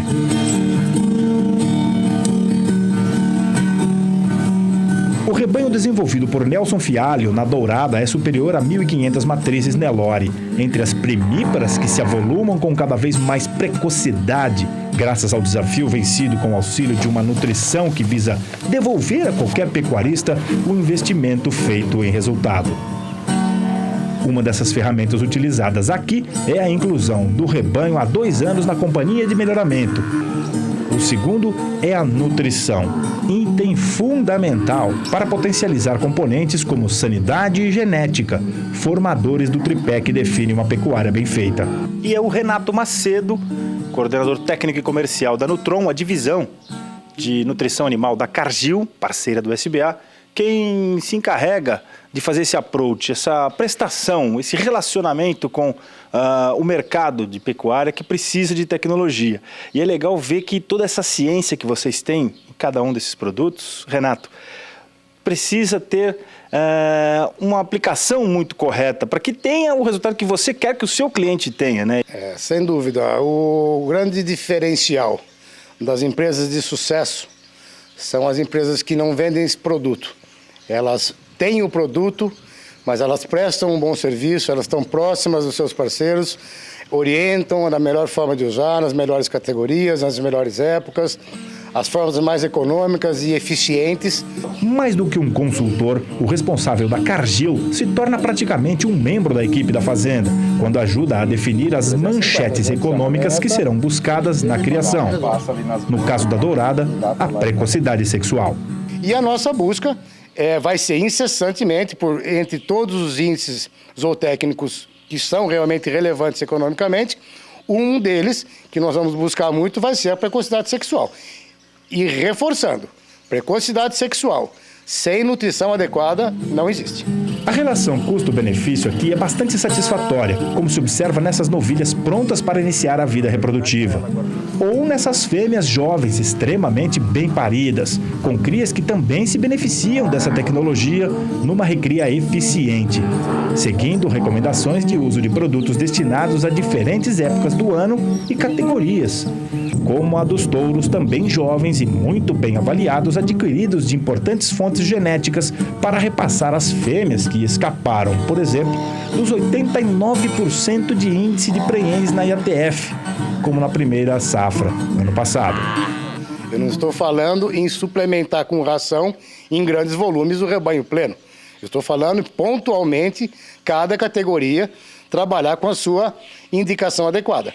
E no caso desse desafio de animais que estão em crescimento, que tem uma resposta de conversão alimentar muito alta, que tem um custo muito mais baixo por pesarem menos, esses animais representam no bojo um resultado financeiro do projeto muito importante. Nessa fazenda, onde nós trabalhamos com a parte de reprodução, ou seja, de proliferação, de produção de bezerros, nós temos um foco muito grande, evidentemente, das nossas vacas, trabalhando com o que a Cargill tem de mais moderno em desenho de suplementação nutricional para essa categoria de vacas, que é o nosso ProBeef Pasto Bom Reprodução, um produto moderno, um produto aditivado, um produto com minerais orgânicos, ou seja, um produto que dá uma garantia de bons resultados de fertilidade e de boa formação de um bom feto, de um bom bezerro que vai ser gerado nessa estação de reprodução. Nesse período que antecede a estação de reprodução, a gente trabalha com produto com proteico energético 0,3%, que é o quê? Um produto para se consumir 3 gramas por quilo de peso vivo, que é o ProBeef Primer, para que a gente consiga a melhor condição corporal possível para essas novilhas e que elas tenham o melhor resultado possível na estação seguinte, nessa estação, na primeira estação delas, que é agora que elas vão ser expostas à IATF. Renato, essa é a missão da Cargill, né? Até porque nós estamos falando de uma marca que está aqui estampada no seu bolso. Essa chancela é importante, né? Como que uma empresa duraria por 150 anos, né? Sem nenhum problema em parte nenhuma do planeta e sendo respeitada e admirada nos 4 cantos do mundo. O nosso produto ser de excelência é nossa obrigação básica. Se nós estamos trabalhando com nutrição, nada mais lógico do que termos o melhor produto. Porém, não é só o produto. Nós temos uma equipe de campo, uma equipe de cientistas, uma equipe interna de altíssimo nível. E isso realmente faz a diferença nessa proximidade que nós, Cargill, temos com os nossos clientes. Daniel de Paula para o SBA. E agora o assunto é sobre o Censo Agropecuário 2017, que é o principal levantamento estatístico com relação à produção agropecuária no país. Termina em fevereiro esse levantamento, mas já foram visitados 84% das propriedades rurais existentes no país. Você confere agora mais detalhes na reportagem de Gustavo D'Angelo. Os pesquisadores do IBGE têm até o dia 28 de fevereiro para finalizar o Censo Agropecuário 2017. Os profissionais estão percorrendo todos os municípios brasileiros para realizar o levantamento das informações sobre a estrutura, a dinâmica e a produção das propriedades rurais. Segundo o IBGE, até o momento foram mais de 4.400.000 estabelecimentos visitados, cerca de 84% do número de propriedades existentes no país, inicialmente estimado pelo Instituto. Em 3 estados, a previsão de propriedades visitadas já foi superada. São eles Amapá, Distrito Federal e Espírito Santo, locais em que foram encontradas novas propriedades. Na Bahia, estado com maior número de estabelecimentos agropecuários, o ritmo também é acelerado, com mais de 600.000 propriedades visitadas até o começo de fevereiro, aproximadamente 83% do total estimado. É importante lembrar que as informações da propriedade só devem ser repassadas a um recenseador devidamente identificado, com colete, boné, crachá e dispositivo móvel de coleta. Só assim você, produtor rural, terá a certeza de que não está caindo num golpe. Gustavo D'Angelo para o SBA.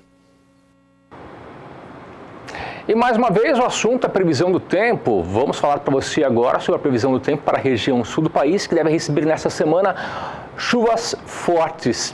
Junto com a chuva também vai chegar uma frente fria pela região sul. Vamos saber mais detalhes com a Juliana Rezende. Juliana, essas chuvas vêm com grande intensidade? Conta pra gente. Olha, esse sistema não deve trazer chuva muito volumosa para o sul do Brasil e deve trazer ainda instabilidades muito mal distribuídas na maior parte da região. Agora o solo ainda segue com umidade mais baixa aqui no extremo sul gaúcho. Nos próximos 5 dias, com o avanço dessa frente fria, as instabilidades vão atuar na maior parte da região. Grande parte aqui do Rio Grande do Sul recebe chuva, só que esses acumulados é que não devem ser tão elevados. Apenas aqui na faixa litorânea do estado do Paraná e também do estado de Santa Catarina, é onde a chuva ainda segue de maneira mais persistente.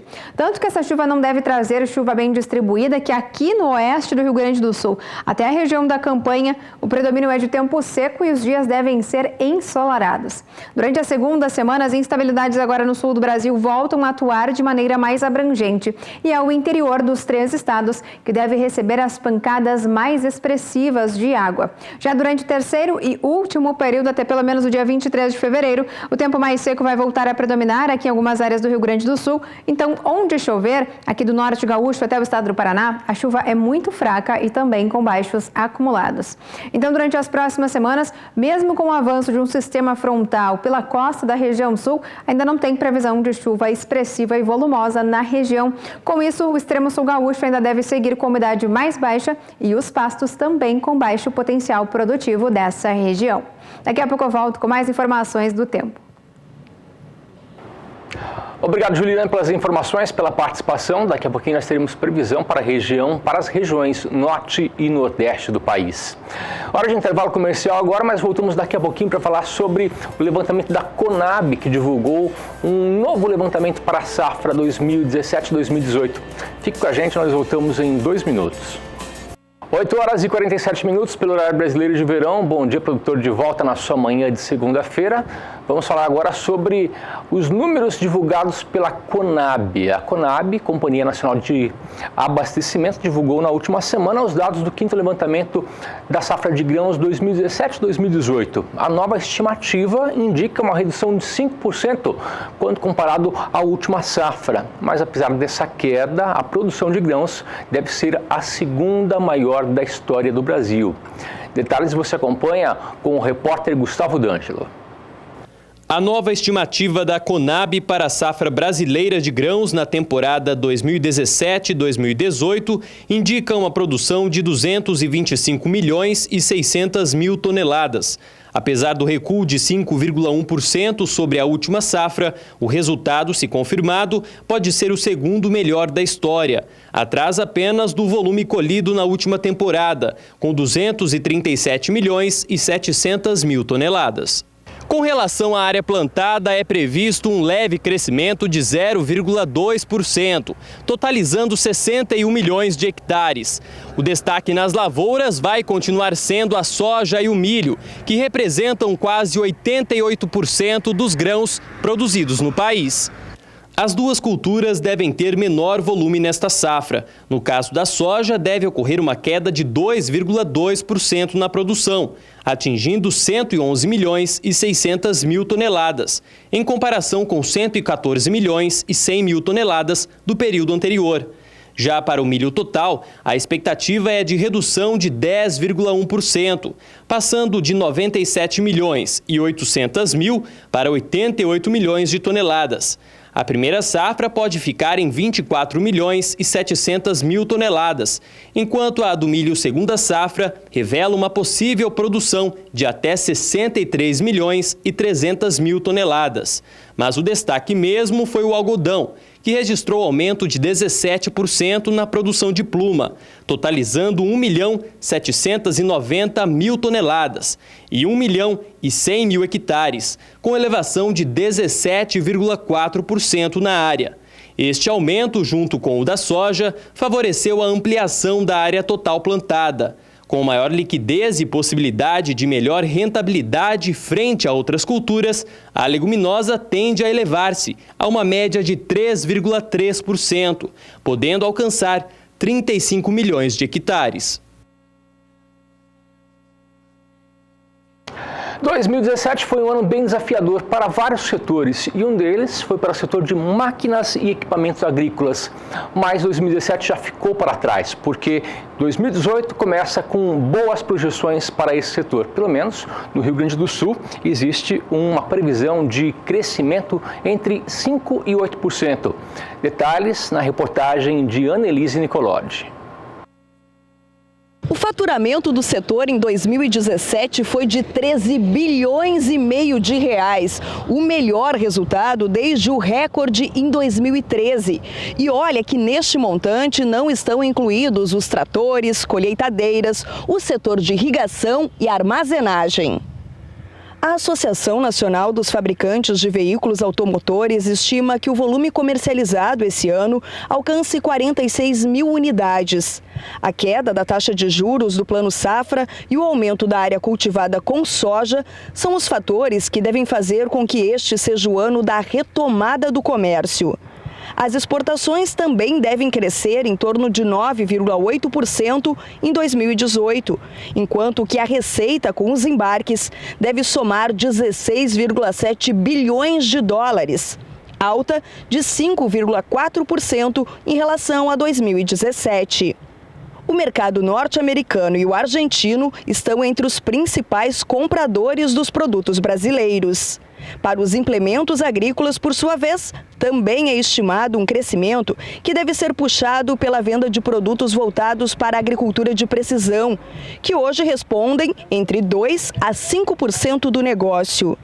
De acordo com especialistas do ramo, essa área tem atraído o interesse de muitos agricultores, que buscam tecnologia para reduzir os custos, seja em produtos que podem ser agregados às máquinas ou opções que já possuem a tecnologia embarcada. E nós vamos voltar a falar sobre a safra de grãos 2017-2018. Na última semana, a Conab fez novas projeções, novos levantamentos. E você acompanha agora uma entrevista que o Odacil Canepa, de Brasília, fez com um representante da Conab. E nessa entrevista, ele deu novas projeções para essa safra. Acompanhe. A produção de grãos da safra 2017-2018 pode chegar a 225 milhões de toneladas. A segunda maior da história. É o que aponta o 5º levantamento da safra, divulgado pela Companhia Nacional de Abastecimento, Conab. Segundo o estudo, houve um recuo de 5,1% em relação à safra passada. A última safra foi um recorde de 237 milhões de toneladas. Mas para o governo, a queda é irrelevante. Olha, a redução é insignificante. A safra ainda é uma grande safra. Eu sempre digo que o importante é a área plantada, o dinamismo continua na agricultura. E a redução sobre o último levantamento é insignificante, 1 milhão e pouquinho, 1 milhão de toneladas. Isso não é relevante. Nós vamos colher uma safra muito grande, 225 milhões de toneladas são suficientes largamente para abastecer o mercado interno. Nós temos estoques folgados de milho, de arroz, temos uma safra excelente de soja e vamos continuar a exportar os recordes que nós temos exportado esse ano. O milho e a soja continuam sendo as culturas preferidas do produtor rural brasileiro. Mas para esta safra, o destaque pode ser o algodão, com um aumento de 17% na produção, uma elevação de 17% na área.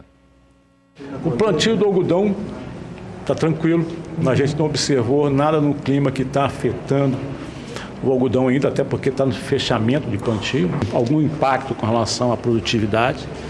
E o milho, segundo a safra, essa primeira intenção de plantio que nós estamos divulgando hoje, nos indica que a questão relacionada com o estoque alto de passagem, mais a entrada do milho primeira safra, ele tem uma variável que o produtor observa no sentido de buscar outras alternativas de plantio, como a gente também tem registrado nas nossas informações.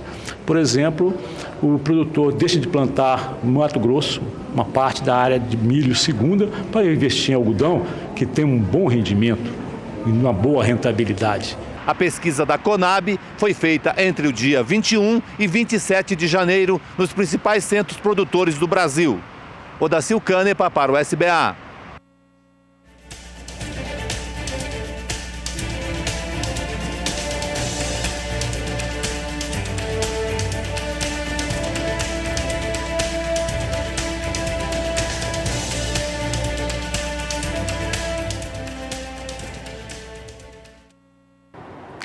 E agora o assunto é sobre um evento que acontece entre os dias 17 e 19 de abril em Dourados, na Embrapa Agropecuária do Oeste, em Dourados. É a terceira Tecnofan. Esse evento traz tecnologia para agricultores familiares. Você acompanha mais detalhes com Kleber Rabelo. A Tecnofan vai acontecer aqui em Dourados, interior do Mato Grosso do Sul, no período de 17 a 19 de abril. É o maior evento voltado para a agricultura familiar. Eu vou conversar com o chefe adjunto de transferência de tecnologia aqui da Embrapa de Dourados, o Auro Otsubo. Auro, quais as novidades da Tecnofan esse ano? Bom, como você já bem disse, pelo próprio nome, é um evento voltado para esse perfil de produtores, médios e pequenos produtores, e nós vamos mostrar aqui várias tecnologias para vários segmentos desses produtores. Por exemplo, a parte de horticultura, que envolve não só hortaliça e fruticultura, a parte de forrageiras e para o gado leiteiro. Nós vamos envolver a questão da mandioca, com várias cultivares a serem lançadas aqui da Embrapa, quer seja para consumo in natura como para a indústria. Vamos ter a questão dos milhos, diversas destinações desse cereal para esse tipo de produtor. Nós vamos ter a temática também da piscicultura aqui a ser apresentada. Ou seja, o produtor que aqui vier, ele vai encontrar não só as tecnologias, mas a possibilidade também de aprender ao vivo com os pesquisadores, porque nós vamos ter oficinas temáticas com diversas demandas trazidas pelos produtores, que nós vamos possibilitar aqui a capacitação dos mesmos. É a terceira edição da Tecnofan, a primeira que aconteceu em 2014, reuniu um público de 1.200 pessoas.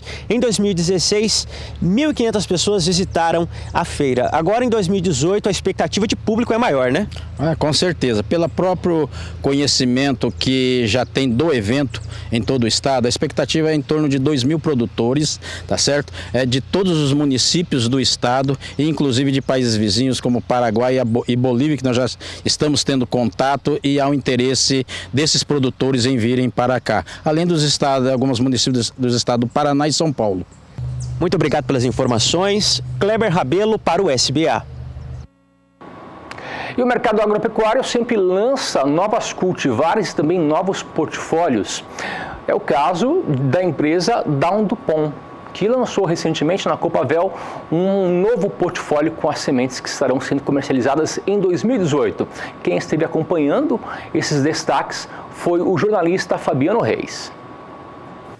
A Show Rural Copavé é um cenário das novas tecnologias voltadas ao agronegócio e foi a escolha para o primeiro grande anúncio global da divisão agrícola da Dow DuPont, desde a fusão das duas empresas de produtos químicos em setembro do último ano, avaliada em 130 bilhões de dólares.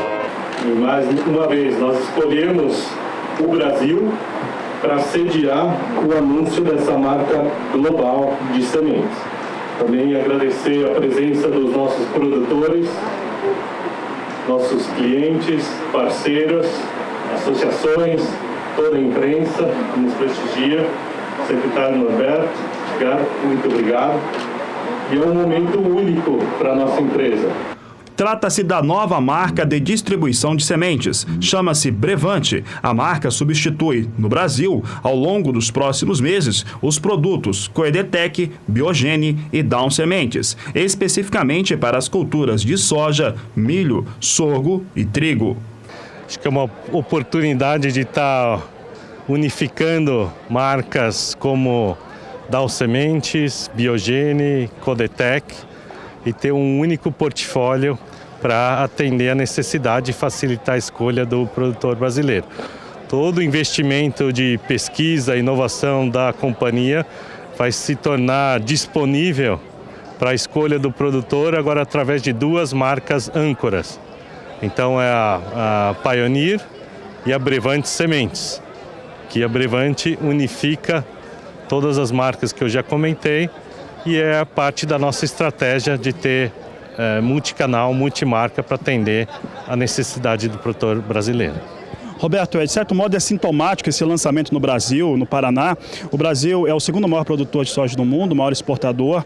A Argentina é o terceiro maior produtor exportador e o Paraguai, nas duas últimas temporadas, o que mais cresce em exportação. O futuro para a produção agrícola está na América do Sul, principalmente no Brasil?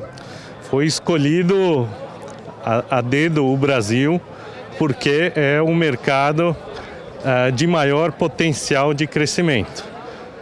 Ele já é o mercado internacional mais importante para a companhia fora dos Estados Unidos e tem todo esse potencial em termos de área de soja, milho, com o advento do milho safrinha.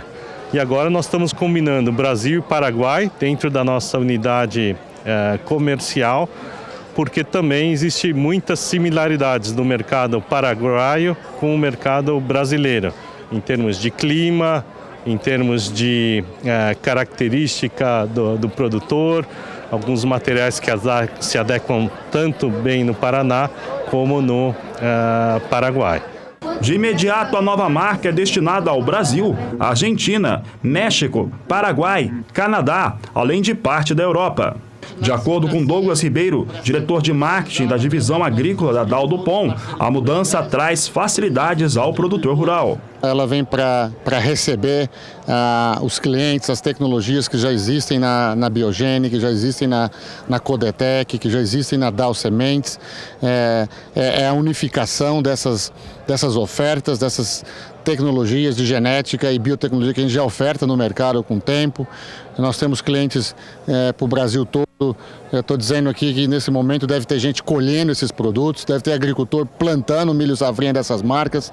E agora, nos próximos meses, a gente inicia a transição para começar, usando o linguajar sementeiro, ensacar essas três marcas na marca Brevante, que vem justamente com esse propósito, unificar para facilitar o agricultor. A gente tem o compromisso de fazer a pré-seleção para ele, para que ele no momento de decidir tenha mais facilidade através dos nossos distribuidores, cooperativas, de decidir pelo produto que mais se adequa à sua necessidade.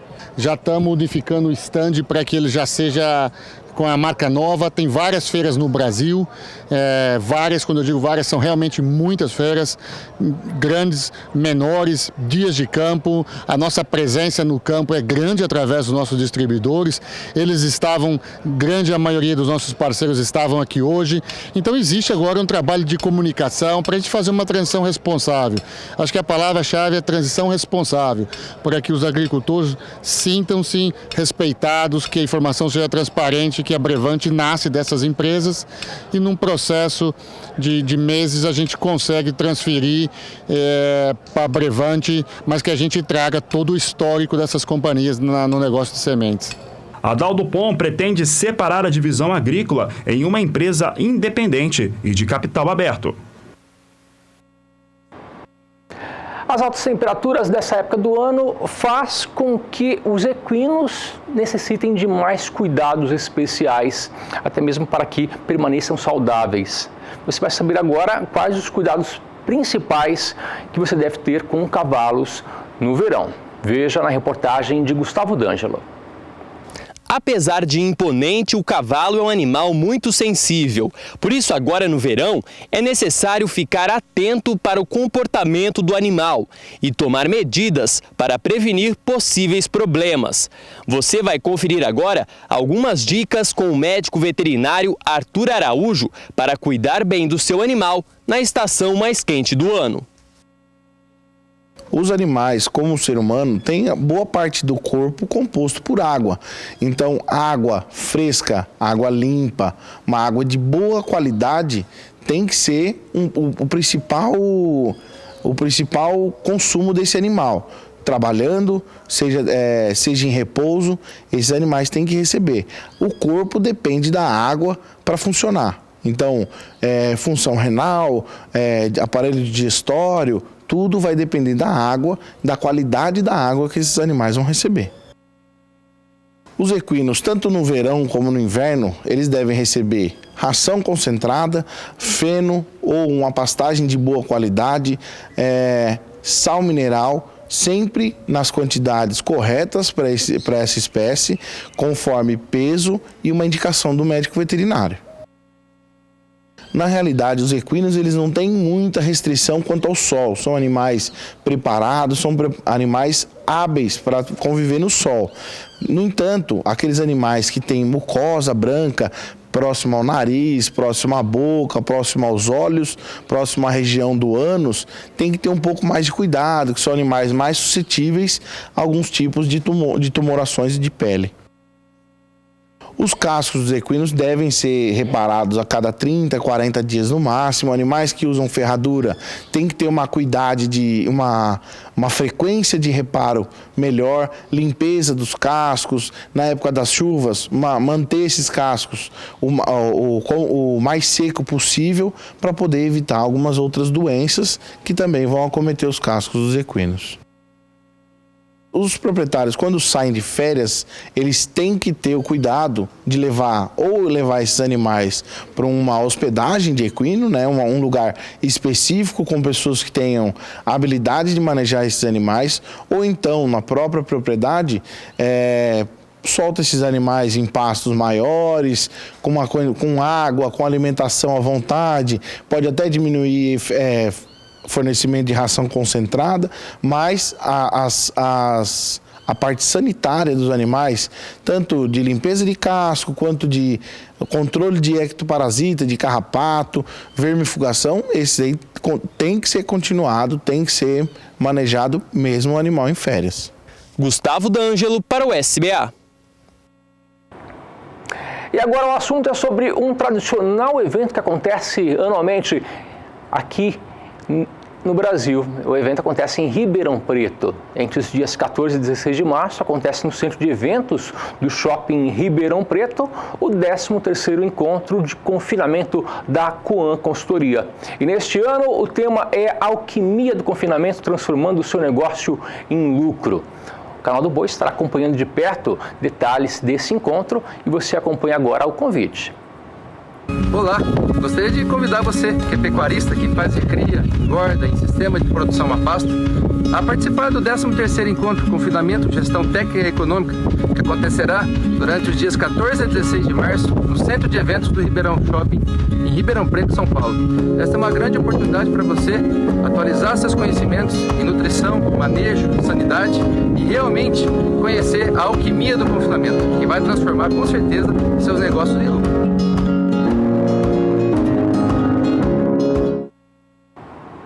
Você viu falando o Rogério da Quan Consultoria e você terá mais informações, mais detalhes no decorrer da nossa programação. Hora de intervalo comercial, voltamos daqui a pouquinho com mais informações para você. Fique por aqui.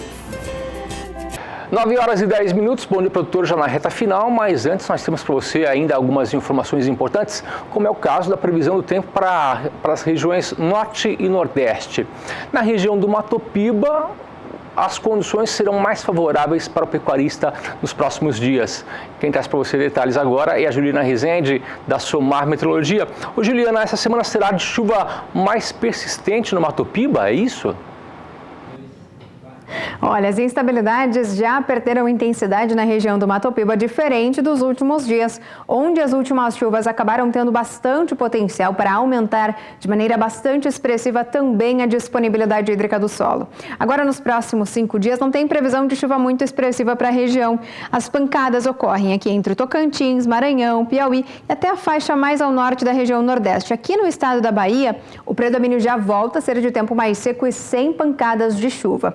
Durante a segunda semana, entre os dias 17 e 21 de fevereiro, a chuva até se espalha um pouco mais, mas ainda de maneira mais fraca. No oeste da Bahia não chove mais do que 5 milímetros em 5 dias. No Tocantins não deve passar de 15 milímetros. No decorrer do terceiro e último período, até o dia 23 de fevereiro, tem previsão de chuva perdendo força aqui entre Tocantins, Maranhão e Piauí e também no extremo oeste da Bahia. Então é o tempo mais seco que vai voltar a predominar na região do Mato Piba ao longo dos próximos períodos, muito diferente nos últimos dias, onde as instabilidades acabaram tendo força suficiente para aumentar a umidade do solo e beneficiar o crescimento dos pastos na região. Hoje eu encerro por aqui a minha participação. Até mais. Obrigado, Juliana, pelas informações, pela participação. Juliana volta amanhã aqui no Bom Dia Produtor com muita informação na sua manhã. E agora o assunto é sobre os percevejos, que são ainda um grande pesadelo para o sojicultor. Isso porque eles podem se alimentar de várias partes da planta, especialmente das vagens e das sementes.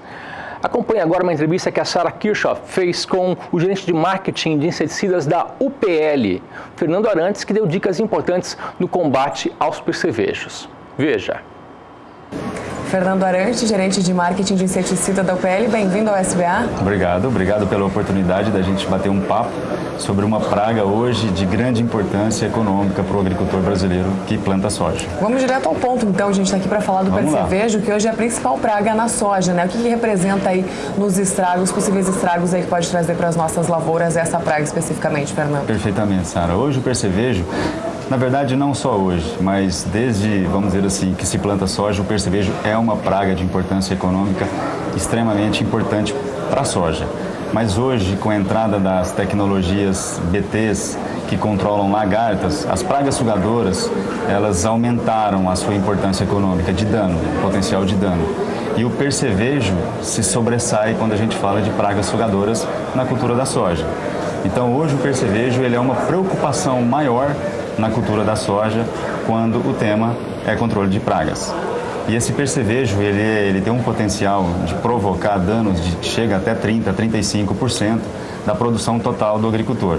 Se a gente quantificar isso daí para facilitar o entendimento do agricultor, isso representa, se um agricultor que produz 30 sacas por hectare de soja em uma determinada região, até um potencial de danos podendo chegar a 18 a 20 sacas de soja por hectare na sua produção final. É muito relevante. Um prejuízo grande, né? É um prejuízo bem substancial que o agricultor tem que tomar os cuidados e fazer o controle adequado para não poder sofrer esse tipo de dano.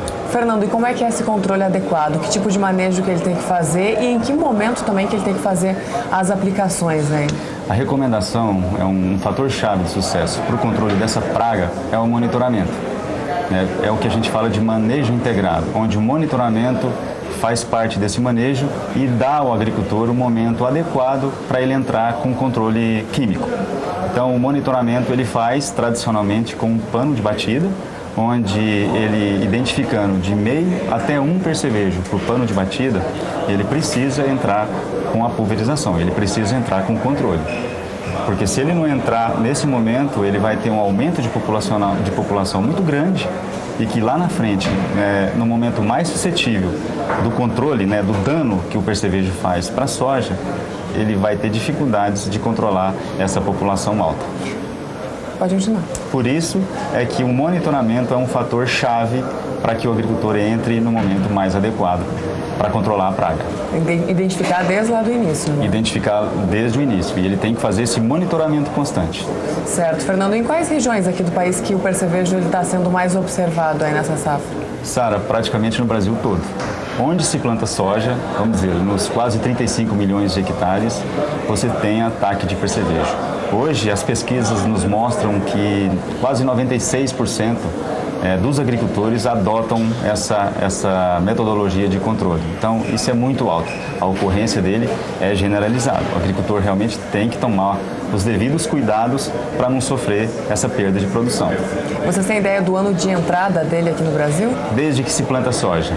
É uma praga nativa do Brasil e é uma praga desde quando se cultivou soja, ele vem trazendo esse prejuízo, vamos dizer assim, para a agricultura brasileira. Só que agora é um pouco maior, porque como eu falei anteriormente, hoje nós temos uma tecnologia que ajuda o agricultor vamos dizer assim, a manejar o controle de lagartas. Por consequência disso, você tem uma sobra de pragas sugadoras, onde o percevejo se destaca. E para fazer esse manejo contra o percevejo, existe também um investimento em equipamento, alguma coisa diferenciada assim? Hoje o agricultor já tem esse equipamento para fazer as pulverizações. É um equipamento super normal e cotidiano no planejamento do agricultor. A dificuldade que o agricultor tem é de encontrar uma solução adequada para aquilo que ele precisa, né? Hoje ele precisa de uma solução, por exemplo, que cessa o dano imediatamente da praga. Sim. Então o produto tem que ser aplicado e já controlar, tem que ter um efeito de choque muito bom. Uma outra necessidade do agricultor é que essa solução, esse produto, ele dê um residual adequado para que ele entre novamente com o monitoramento, para que ele tenha tempo suficiente para poder entender o momento de uma nova reentrada na lavoura e fazer a aplicação para proteger realmente aquele momento mais suscetível. E também, de preferência, que esse produto também tenha eficiência sobre outras pragas sugadoras, como é o caso da mosca branca. Sim. Então não existe assim um número de aplicações recomendado como na ferrugem asiática, por exemplo. A gente sabe que no Brasil vai aí mais ou menos em torno de 4 a 5 aplicações de fungicida, né? Nesse caso aí vai depender dos resultados que o produtor for observando a partir da aplicação. Perfeito, porém eu tenho um dado aqui para poder te fornecer, que é um dado oficial da Spark, onde na safra 16-17, que é a safra anterior, os agricultores fizeram em média no Brasil 2,6 aplicações para o controle de percevejo, quase 3 aplicações na média. Claro que tem regiões que você faz 1,5 aplicação e tem regiões que você faz até 5 aplicações, mas na média entre 2,6 aplicações na safra anterior. Isso deve crescer para essa safra atual que nós estamos agora. E colocando na balança, como é que fica a questão custo-benefício aí com esse investimento? O custo-benefício é o seguinte, como você tem o custo do defensivo, algo em torno aí de 9, 10 dólares o hectare, a soja, nós estamos falando de uma perda de 30%, 18 sacas de soja por hectare. Se você multiplicar isso daí, imagina, vamos fazer uma conta fácil, 20 sacos de soja, R$60 o saco da soja, é R$1.200 de perda.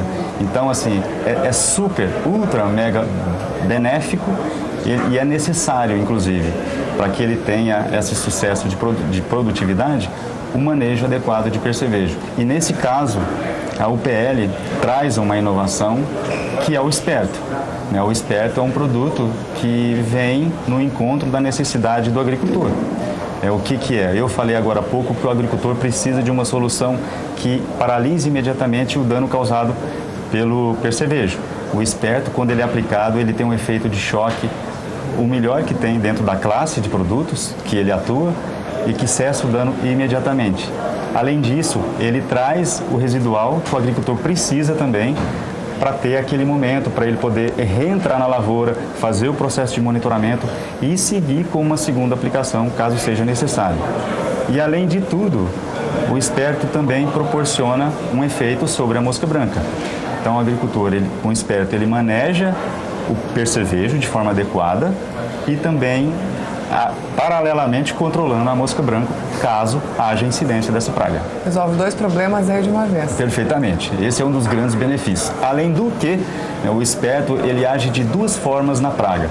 Então, isso hoje, o manejo de resistência, como você comentou, em fungicidas, hoje é uma pauta extremamente relevante. Inseticidas também não é diferente.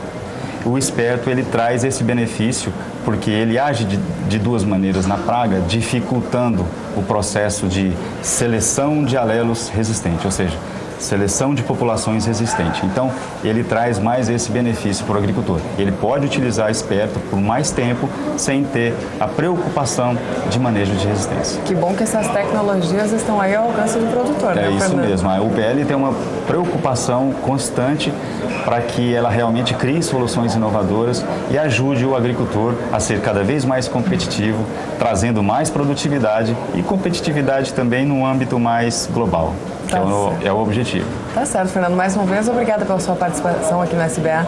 Obrigado a você pela oportunidade da gente ter essa conversa, que pra gente é muito importante. Tá certo. Esse foi então o Fernando Arantes, gerente de marketing de inseticidas da UPL, e nós voltamos ao programa. E você, já ouviu falar sobre a matocompetição? É a competição provocada por plantas daninhas em uma lavoura que pode resultar em perdas significativas. Quem explica mais os danos que a matocompetição pode causar é o repórter Valdir Pacheco. Nossa equipe voltou no campo de ensaio com 20 variedades de soja que está sendo conduzido em Sinop, no norte do estado. O primeiro passo foi fazer a proteção individual com as perneiras, que é uma espécie de bota para nos proteger de possíveis ataques animais peçonhentos, como cobras, por exemplo. Na área de experimento, algumas parcelas de ensaio estão sem controle de plantas daninhas propositalmente, deixando assim emergir espécies nativas da região. A matocompetição, além de degradar o solo, coloca em risco o potencial produtivo da cultura da soja. Este ensaio foi implantado no dia 2 de dezembro, com a finalidade de avaliar herbicida de contato e residual. Aqui a gente vê a soja completamente limpa e após 21 dias de controle ainda está começando a surgir as ervas daninhas dentro das parcelas. Então a gente começa a traçar um norte para aqueles tipos de erva daninha, os tipos de herbicida que foi usado, qual que segura ervas daninhas, porque a gente tem fedegoso na área, guanchuma, tem corda de viola, tem leiteiro, então tem vários tipos de espécies de ervas daninhas e cada herbicida tem um controle, uma ação de controle sobre essas ervas daninhas. Aí a gente começa a ter um melhor posicionamento de controle. E para traçar um plano de manejo, o primeiro passo é identificar as espécies. Após essa identificação, a gente traçou um plano de manejo com alguns produtos de contato, que pegaria as ervas daninhas já emergidas e ervas daninhas que poderá vir a ser emergidas. E aí você faz o controle para a avaliação posteriormente. É importante conhecer as fases onde a interferência das plantas daninhas pode ser prejudicial para a soja, porque competem principalmente pelos recursos básicos como água, luz e os nutrientes. A guanchuma, por exemplo, existe uma variedade muito grande aqui nas áreas de Mato Grosso. Isso, são mais de 10 espécies que você pode encontrar, desde folha larga, essas folhas estreita. Essa seria a corda de viola, uma espécie daninha, que além de pode vir a competir com a cultura da soja, ela pode ser hospedeira de pragas e doenças, além de ocasionar perca no momento da colheita, porque ela causa uma enramificação grande, e aí a hora que está colhendo a soja, ela sobe sobre a soja, e aí o molinete pega essa espécie daninha e fica jogando fora soja no momento da colheita. Então, se não fazer o controle no momento adequado dela, ela pode ocasionar até perdas na colheita. Esse aqui é o fedegoso? O fedegoso é uma espécie de ervas daninha que pode competir com a soja. O sistema é de difícil controle por causa do sistema radicular, que é muito agressivo. E o produtor tem que tomar muito cuidado, porque no momento da colheita, se ele sementear e a máquina colher a semente, isso ele causa a semente dele é tóxica para para o ser humano. E isso não pode. A carga do grão dele pode ser condenada pela indústria. Isso na classificação de grãos? Na classificação de grão. Antes da implantação da soja, aqui foi cultivado o sorgo. E agora ele passa a ser uma erva daninha na cultura da soja. Além de servir como hospedeira para pragas, né, que a gente pode ver vários ataques de Spodoptera nele, que depois que feito o controle dessa erva daninha vai migrar para a cultura da soja. Valdir Pacheco para o SBA. Bom dia para toda essa segunda-feira, fica por aqui, nós voltamos amanhã às 7h15 da manhã. Outras informações você acompanha no decorrer da nossa programação e também lembrando que logo mais ao meio-dia tem para você Agricultura BR com muita informação. A você, ótima segunda-feira, até amanhã.